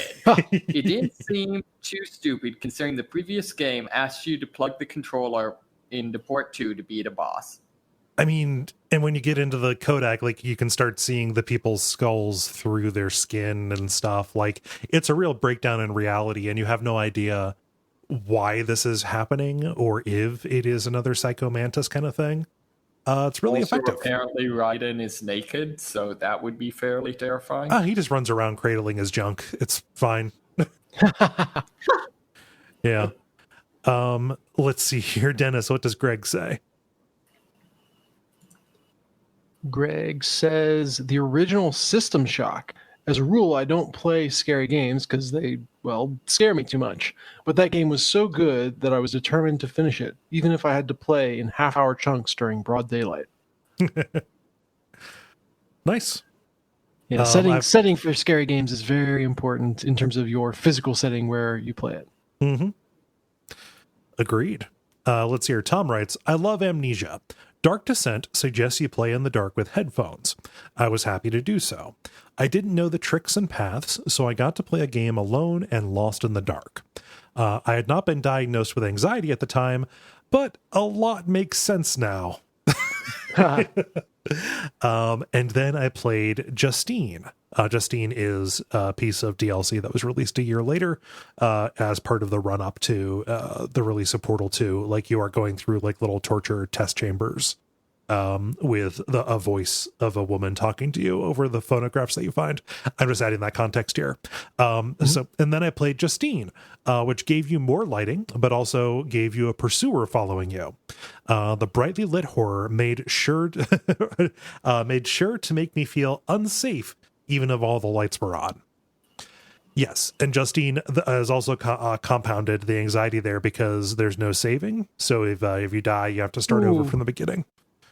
So I think I might have misheard you. Did you say the run up to Portal 2, or did you mean Amnesia 2? Portal 2. Oh. Yeah, in 2011. Amnesia, the Dark Descent came out in 2010, and in the run up to Portal 2, they put out this Portal-inspired DLC. That's actually pretty good. Okay, gotcha. Yes. Okay. Yeah. I know where you're getting tripped up. Yes, Portal 2 came out 9 years ago. Yeah. Let's see, Ben, what does Skylar say? Skylar says, weirdly enough, Metroid Fusion. I was pretty young when it came out, and for all its flaws, the feeling of being stalked and hunted by the Sax kept up with me for quite a while. The first scene when Sax comes in and the camera zooms in over the visor really got me. It's probably the most horror possible to wring out of a Game Boy Advance. Yeah. SAX. So in the lead up to the game, Samus gets infected by a kind of like alien parasite, and they have to remove her suit from her because it got like fused to her skin or something like that. And the parasite starts piloting her suit around and hunting you.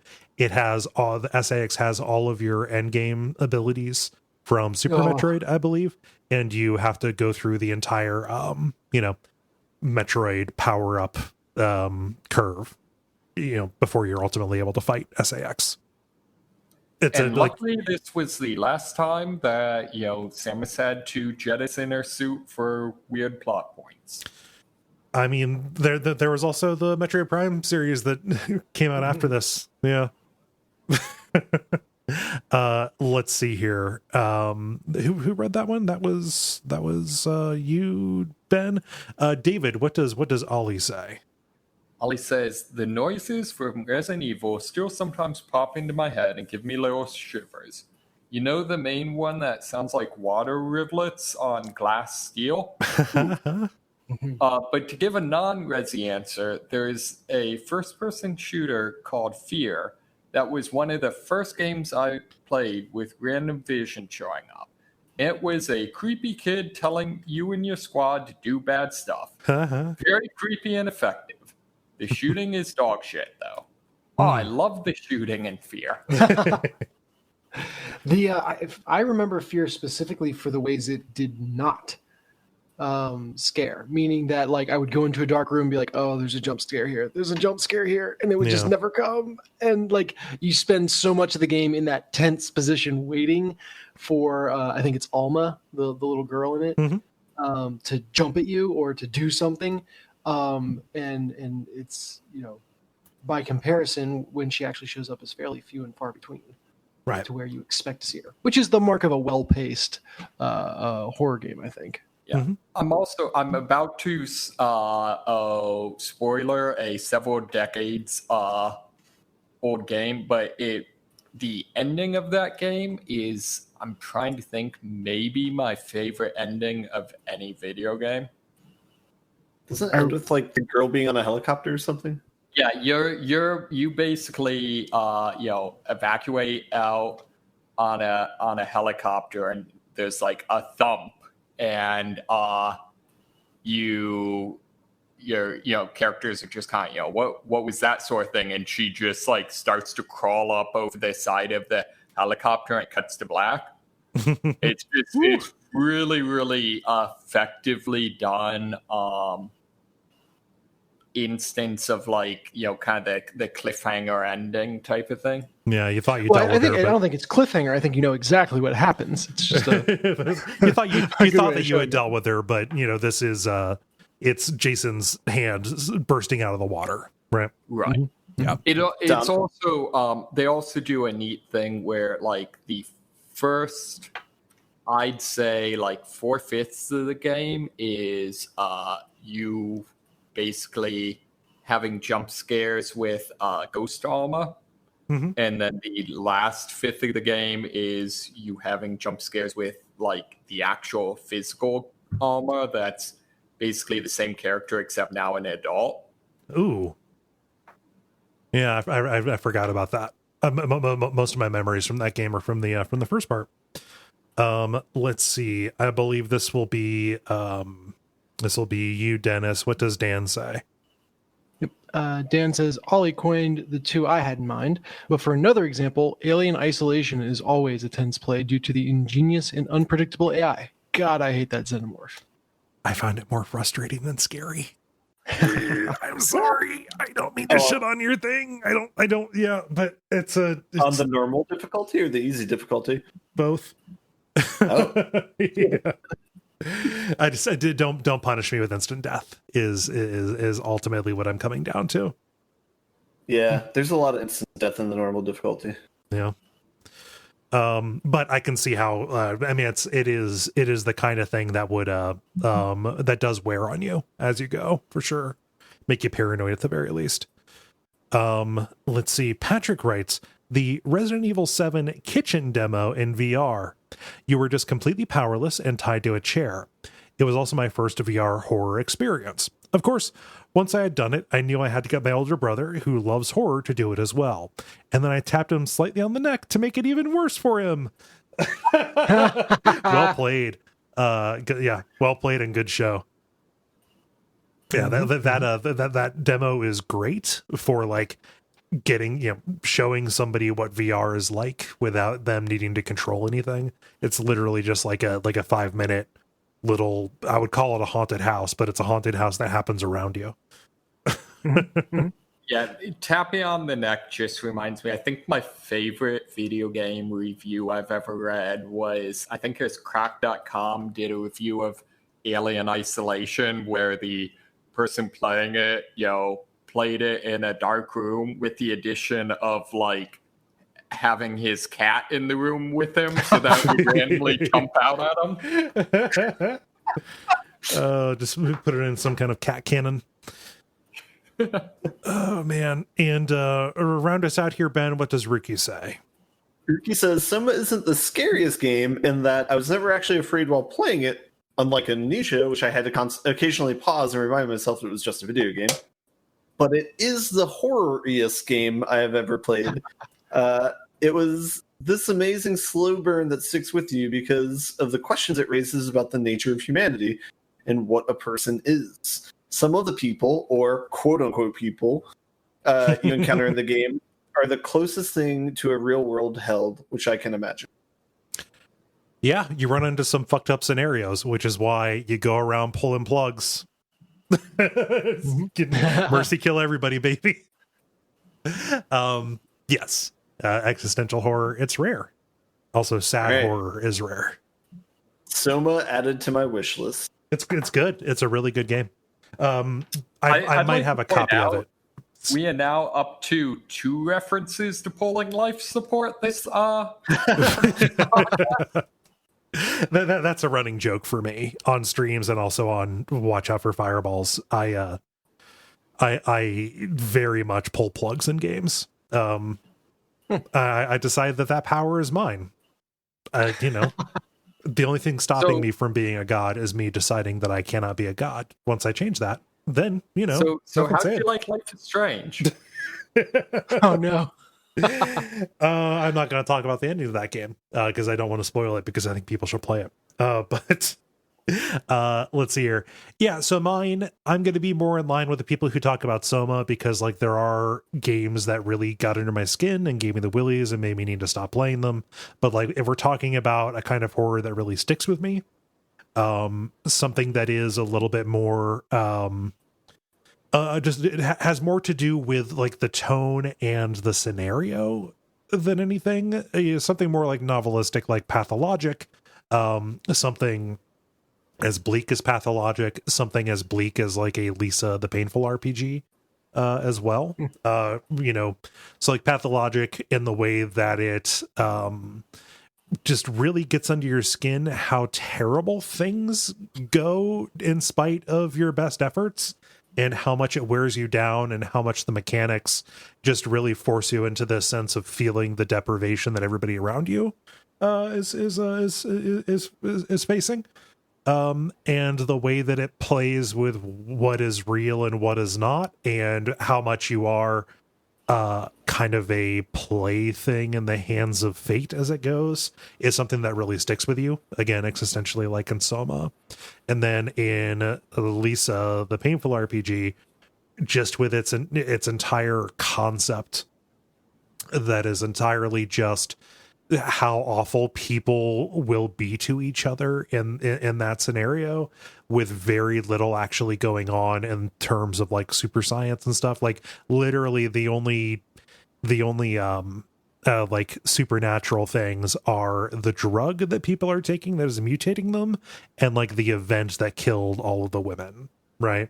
Everything else is people being fucking monsters to each other. So it's kind of like a real Lord of the Flies, but writ large kind of thing. Yeah, so I would say those, Pathologic and Lisa the Painful RPG.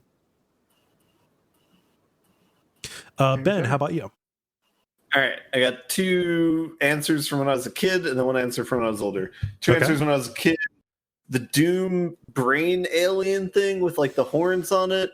Yeah, that thing scared me as a kid. I was always scared when I was taking a shower that it would be like right behind me and stuff.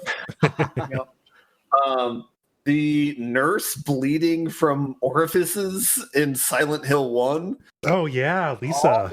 Yeah, that freaked the shit out of me. And especially because that was like the highest fidelity graphics I'd seen at that point in my life, and so just like, man, that's terrible. And then, yeah, cut to the game shot of him just like standing bracing the door as she's trying to get out. It's just like fucked up. More recent example is Dead Space. I screamed so many times playing that game, so that's just like objectively scarier than any other game I've played, I think. He stole mine. So I was going to cite Dead Space, and I think in particular, I don't know. I would actually say less for the actual core scariness and more for like, I think it does a great job of just having a lot of like unremitting intensity to its action. Yeah. I just remember the feeling where they're like, oh, now you got to backtrack to this area, and I'm just like, oh no, damn it, no, I'm safe right here. I want to stay here. Was hard enough. Yeah. Oh geez. Ben, on Slack, I DM'd you a key for Soma. Oh my. Yes. So I already had I had a copy laying around on Humble. Don't thank me too much. It was just laying there. So do not feel obligated to play it. You just mentioned looking to go get it. So for all of you, Dead Space is one of them, it seems. Yeah, I think gone. I was gonna say that specifically one part sticks out in my mind, which I probably couldn't take you there in the game, but you kind of entering a hallway and you just start hearing this like doom, doom, doom. And there's someone at the far end of the hallway just standing there smacking their head against a pipe, facing away from you, and you have to traverse this entire hallway towards them to get where you're going next, kind of knowing that they're gonna turn around, that something's gonna come out, like this is not good. And it's never been so hard in my life to hold a stick forward. And since that point, like whenever I think of horror in a video game, that image is kind of emblematic of just that whole genre for me. Yeah. That one, if I remember correctly, that scene also has kind of an interesting payoff too. The thing in Dead Space that gets me is in Dead Space 2 when you have to jam the needle into your eye. Yeah, that's not pleasant. No, it's actually one of the most upsetting things. Body horror underrated. No, body horror is great. Yeah, unless you're Jinjito, in which case maybe a little overrated. Maybe see someone about that. Did anybody else have another one? I mean, it sounds like all of you said Dead Space. So two other honorable mentions. One would be Eternal Darkness. Okay. One is just a great game, and also was fairly early into me being interested in Lovecraft stuff. Yeah. Similarly, I don't know if there's like I don't know, this had a big impact on me, but more in terms of just introducing me to things. There was definitely a straight line or a line for me from the weird use map settings, the Thing map on StarCraft, to the Thing video game, to actually watching the Thing movie, and that was probably the first I don't know what you might call core horror movie I ever saw, and is still one of my favorite movies. Well, it's a really good movie. Yeah. And again, a great cliffhanger ending. Can we do a small side note? Or I know we usually do our diversions at the beginning of the podcast, but I want to do one now. Okay. I saw Invasion of the Body Snatchers for the first time over the weekend. Oh yeah. How'd that hold up? It's not bad. It's not a bad movie, but the entire time I was comparing it to The Thing and thinking how much better The Thing was than it's not. But they show horror in the wrong places in that movie. They show the kind of the grotesqueness and explain how a body can be formed in that, and it's okay, that's fine, but it's more effective when you don't show that. And The Thing, it's great because you never really see the people explicitly get assimilated. You just see terrible tiny details of it, and just leave the rest up to your imagination, and you just see that dog fucking head split open like a flower, and it's terrible. Yeah. Which version of Body Snatchers did you see? Was the 70s one with Donald Sutherland? Yes. Yeah, that one's great. I love that one. Mm-hmm. So speaking of The Thing, we should stream Among Us. Yeah, sure. Okay, cool. Cool. Yeah, so thank you everybody for writing in, and I hope that you have a good Halloween. If you would like to participate in these in the future, go to facebook.com/the level podcast and watch for the questions to go up on Monday afternoons. Thank you, Dennis, for putting this one up. My pleasure. The end boss. Now it is time for the End Boss, where we talk about things that are happening in the world of video games around us that are exciting to us. I will do mine here very quickly because it's more of just a thing happens. But I had no idea that there was a Kickstarter campaign for a board game adaptation of Frostpunk, one of my favorite games to come out in the past 5 years. People had asked in a couple of different places, ooh, what video game, board game would you like to play?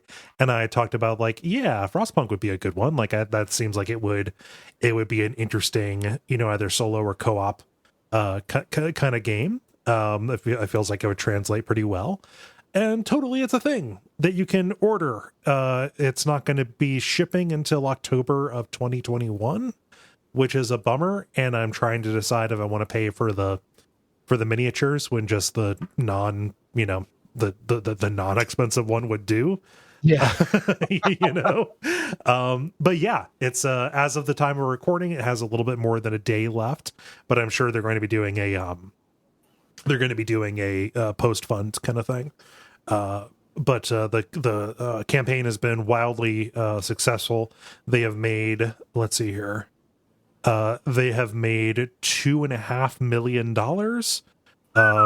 against a let's see here, basically $250,000 goal for this really intricate board game. So there's lots of love out there for the stuff that's involved here, and I am I'm here for it. This I'm one of those people that just I could care less about whether or not the game has miniatures. Mm-hmm. but I know people geek out for Yes. miniatures. Yeah. Well, more importantly, people shell out. for miniatures. Yeah. Game design 1 to 4 players, 60 plus minutes, 16 plus. So you can play this solo. Yeah, Neat. baby, join the solo mafia. See, I feel like with Frostpunk, I wouldn't want actual miniatures. However, if there was no game, but just like a kit for building a diorama Frostpunk city, Oh, that'd rule. I Yeah. would buy that. Yeah. Yeah. I want a miniature corpse pit. Well, I mean, don't let your dreams stay dreams, man. Yeah. Ben, what's going on with Cyberpunk? Yeah, so this was like news that's very relevant to today because I think it was announced today that Yeah. Cyberpunk's being delayed 21 days. So the release date, instead of being November 19th, is going to be December 10th. So heads up for people planning on taking vacation time for this. Yeah. I was actually considering it. I was like, maybe I should take off like the week of Thanksgiving so I could kind of like post up and play this a whole bunch. I still might do that, but it might be in December now. So Yeah. I'm actually kind of slightly excited about this too because I was making plans for this. I'm like, man, I gotta find a PS5, and there's only like a week between that coming out and this coming out, and they're all like sold out. So Yeah. Yeah. yeah. I'm just gonna say, that's days after Baby Barrett is gonna show up, and I'm not gonna be sleeping anyway. So Oh, this is yeah. perfect timing. Neat. Yeah, I mean, Cyberpunk seems like the ideal thing to be sleep deprived on. I'm just with Barrett. I'm going to go back to the golden age where kids don't care what's on the screen, like they're too young to know. So I just got to figure out what to do with the other two. Yeah. Just set up Slay the Spire in another room. Yeah, Dennis, what's what please tell me how esports have stayed completely pure and free of corruption. Yeah, and like just mind-boggling that someone would do this. There's, I guess, grand finals are coming up for Rainbow Six Siege, which is one of the many games looking to have a serious competitive scene. And one of the teams that was just stomping early on in their final qualifier match just kind of seemed off, couldn't pull it together, lost the match. And then their head coach just kind of on Twitter was like, oh, yeah, we threw that so we'd get better seating, which is expressly against everything that competitive gaming stands for, and expressly called out in the rulebook is like, I think it's a $5,000 fine and a 12-month ban maximum. Yeah. See, the thing for is, throwing. if you don't admit it, they can't prove that you did it. Yeah, but I mean, this just shows how far esports is from being ready to be a legitimate competitive scene. That a head coach of a team, what's that?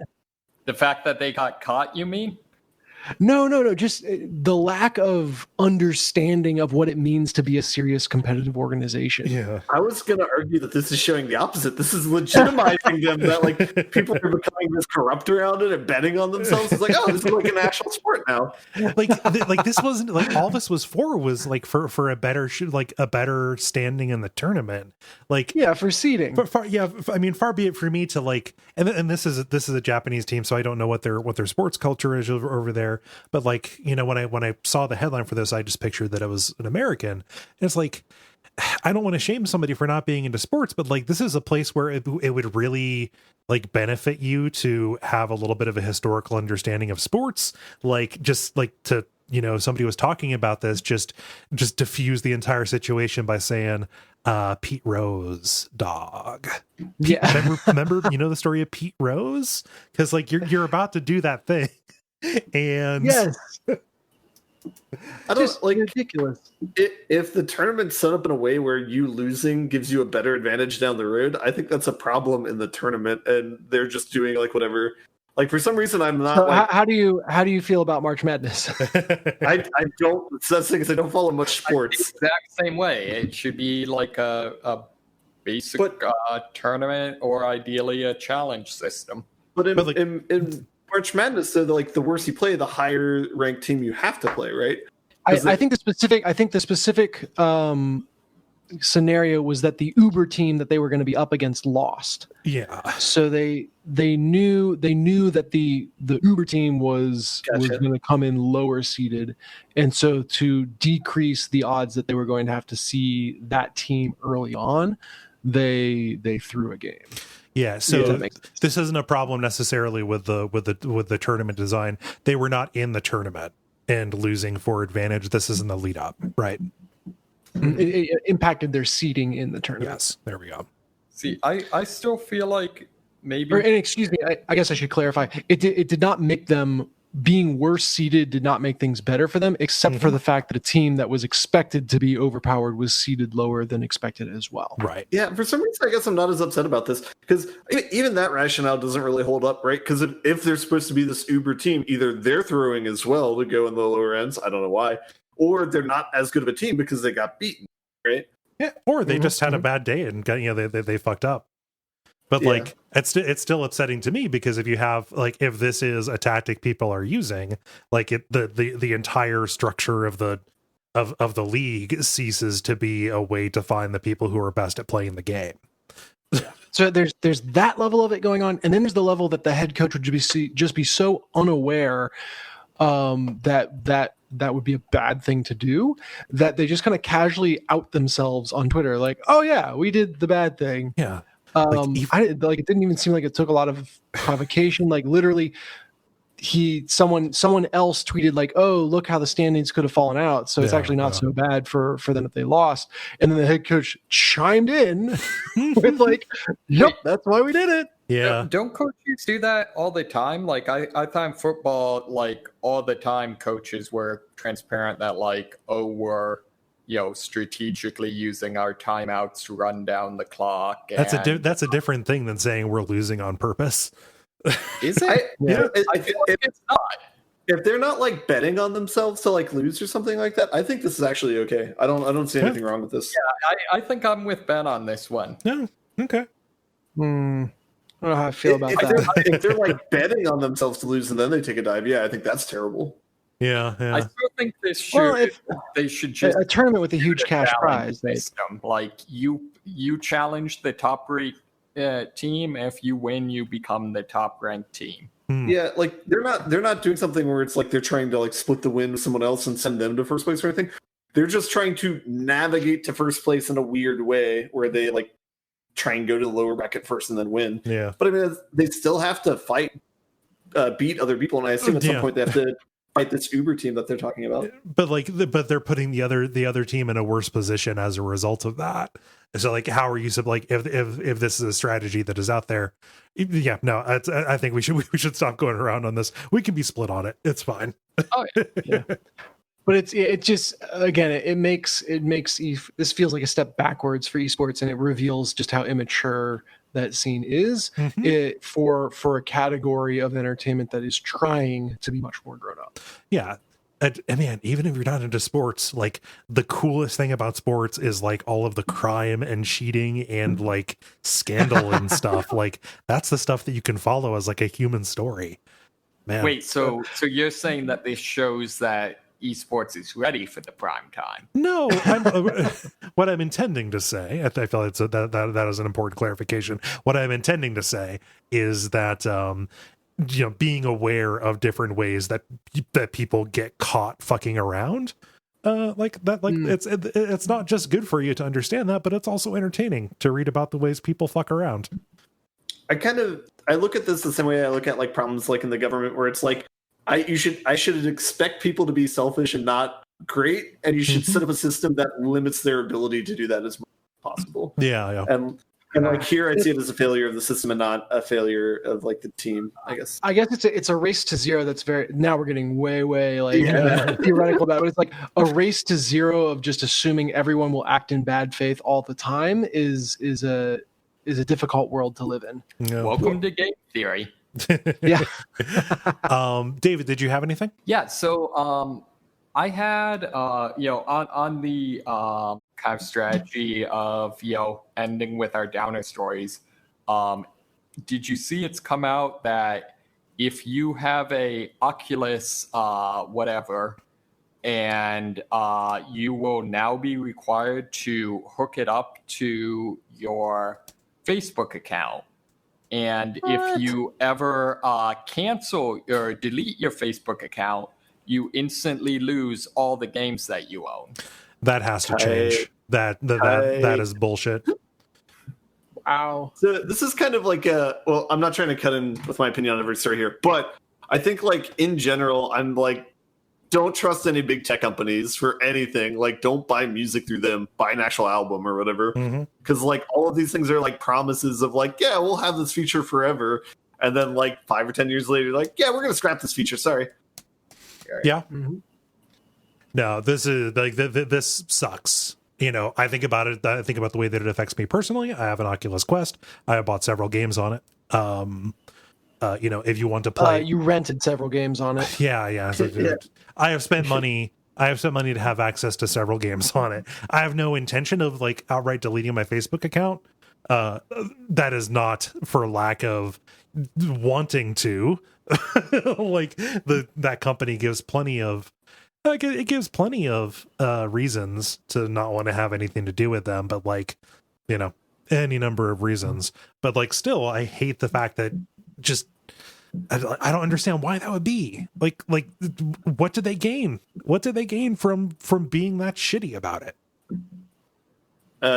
They're trying to keep as many users who are probably leaving their platform. Yeah. Yeah, I mean, in other news, there's been some talk of, you know, regulating some of these things. So that'd be cool. I'd like that, please. Did you guys hear the DOJ filed an antitrust complaint against Google last week? Yes, I did. Yeah. I've heard varying themes on how much it is just posturing versus anything else, but yeah.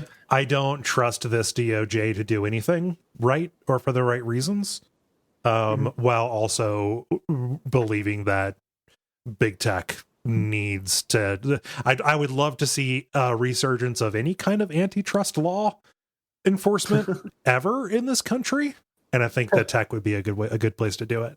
Hopefully, we'll be in a position where we will have a better DOJ soon who can pick up that mantle. Yeah, I was shocked recently just at the degree to which Google search just doesn't work as a search engine anymore. It's pretty bad. Wait, why is it bad? It is now an exceptional case that I'm able to find what I'm looking for. Instead, I'm finding like basically all you get in the top matches are Alibaba, Amazon, and like a bunch of search engine optimized, content mills. Yeah, or it's like more like kind of like paid advertisements than it is like natural responses. Right, Yeah. exactly. Yeah. There's like there's a pattern with like all these types of services where when they come out, they're supposed to be like very, very like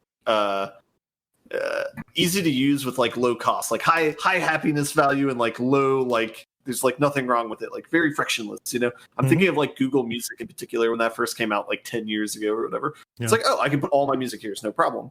But then like as they get people and the reason why it's like that is to get users onboarded and stuff, but then after you have all the users, that's when you start doing things like having advertisements or getting other ways of like getting money from all the users you have on there now.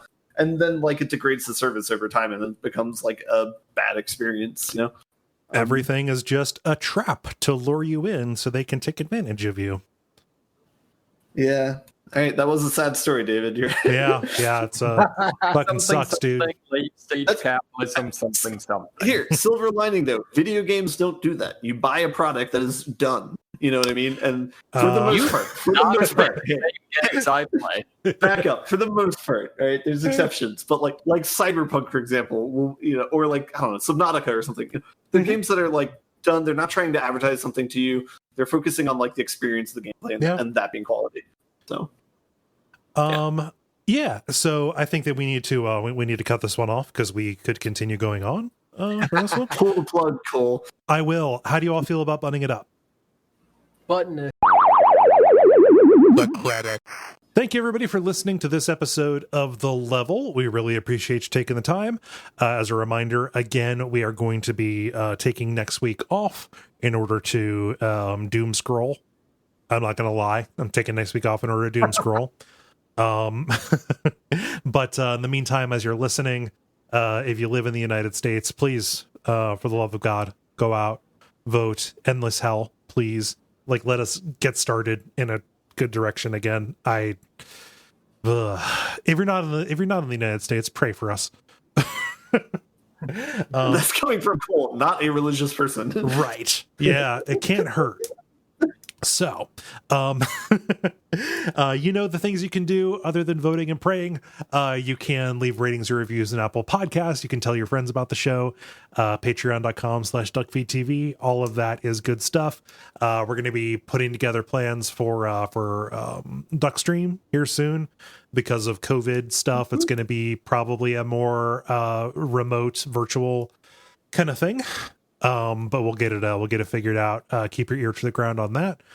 Folks here and also Jala, we'll probably be having conversations about that as we look for dates that might work for the biggest number of people. Otherwise, prime window for Among Us streaming. Oh, it would be. That'd be a very good time. Anyway, keep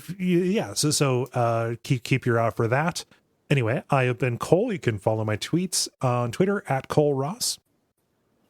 I've been Dennis. You can find me on Twitch at Deck of Wonders. I have been David, and you can only find me if you vote, so do it. And I've been Ben at Nowhere. and stick around for some titles.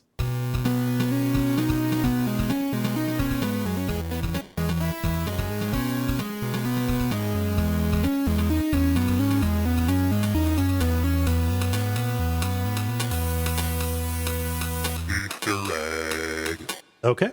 I only have one, I think. Let me go back to my notes here. When God nukes a door. That's the same one I have. That's the one. I didn't write any down, but that was the one that I had filed in my memory. Okay. It's got to be that. Dennis, did you have any others? I literally had one written down, and that was it. Okay. Dave, did you have any? No. Okay. When God nukes a door, it is. Oh, wow. Let's hope the election next week is that unanimous. Yeah. Cool, guys. All right. I'm going to go. I need to lay down. I'm sleepy. Ben, I might try to squeeze in some Nowhere Profit before I go to bed. I don't know if you're interested in seeing Yeah, it. I'll watch it. Okay, cool. We'll just hang out here then. All right. Later, everybody. Good night, guys. Bye. Peace.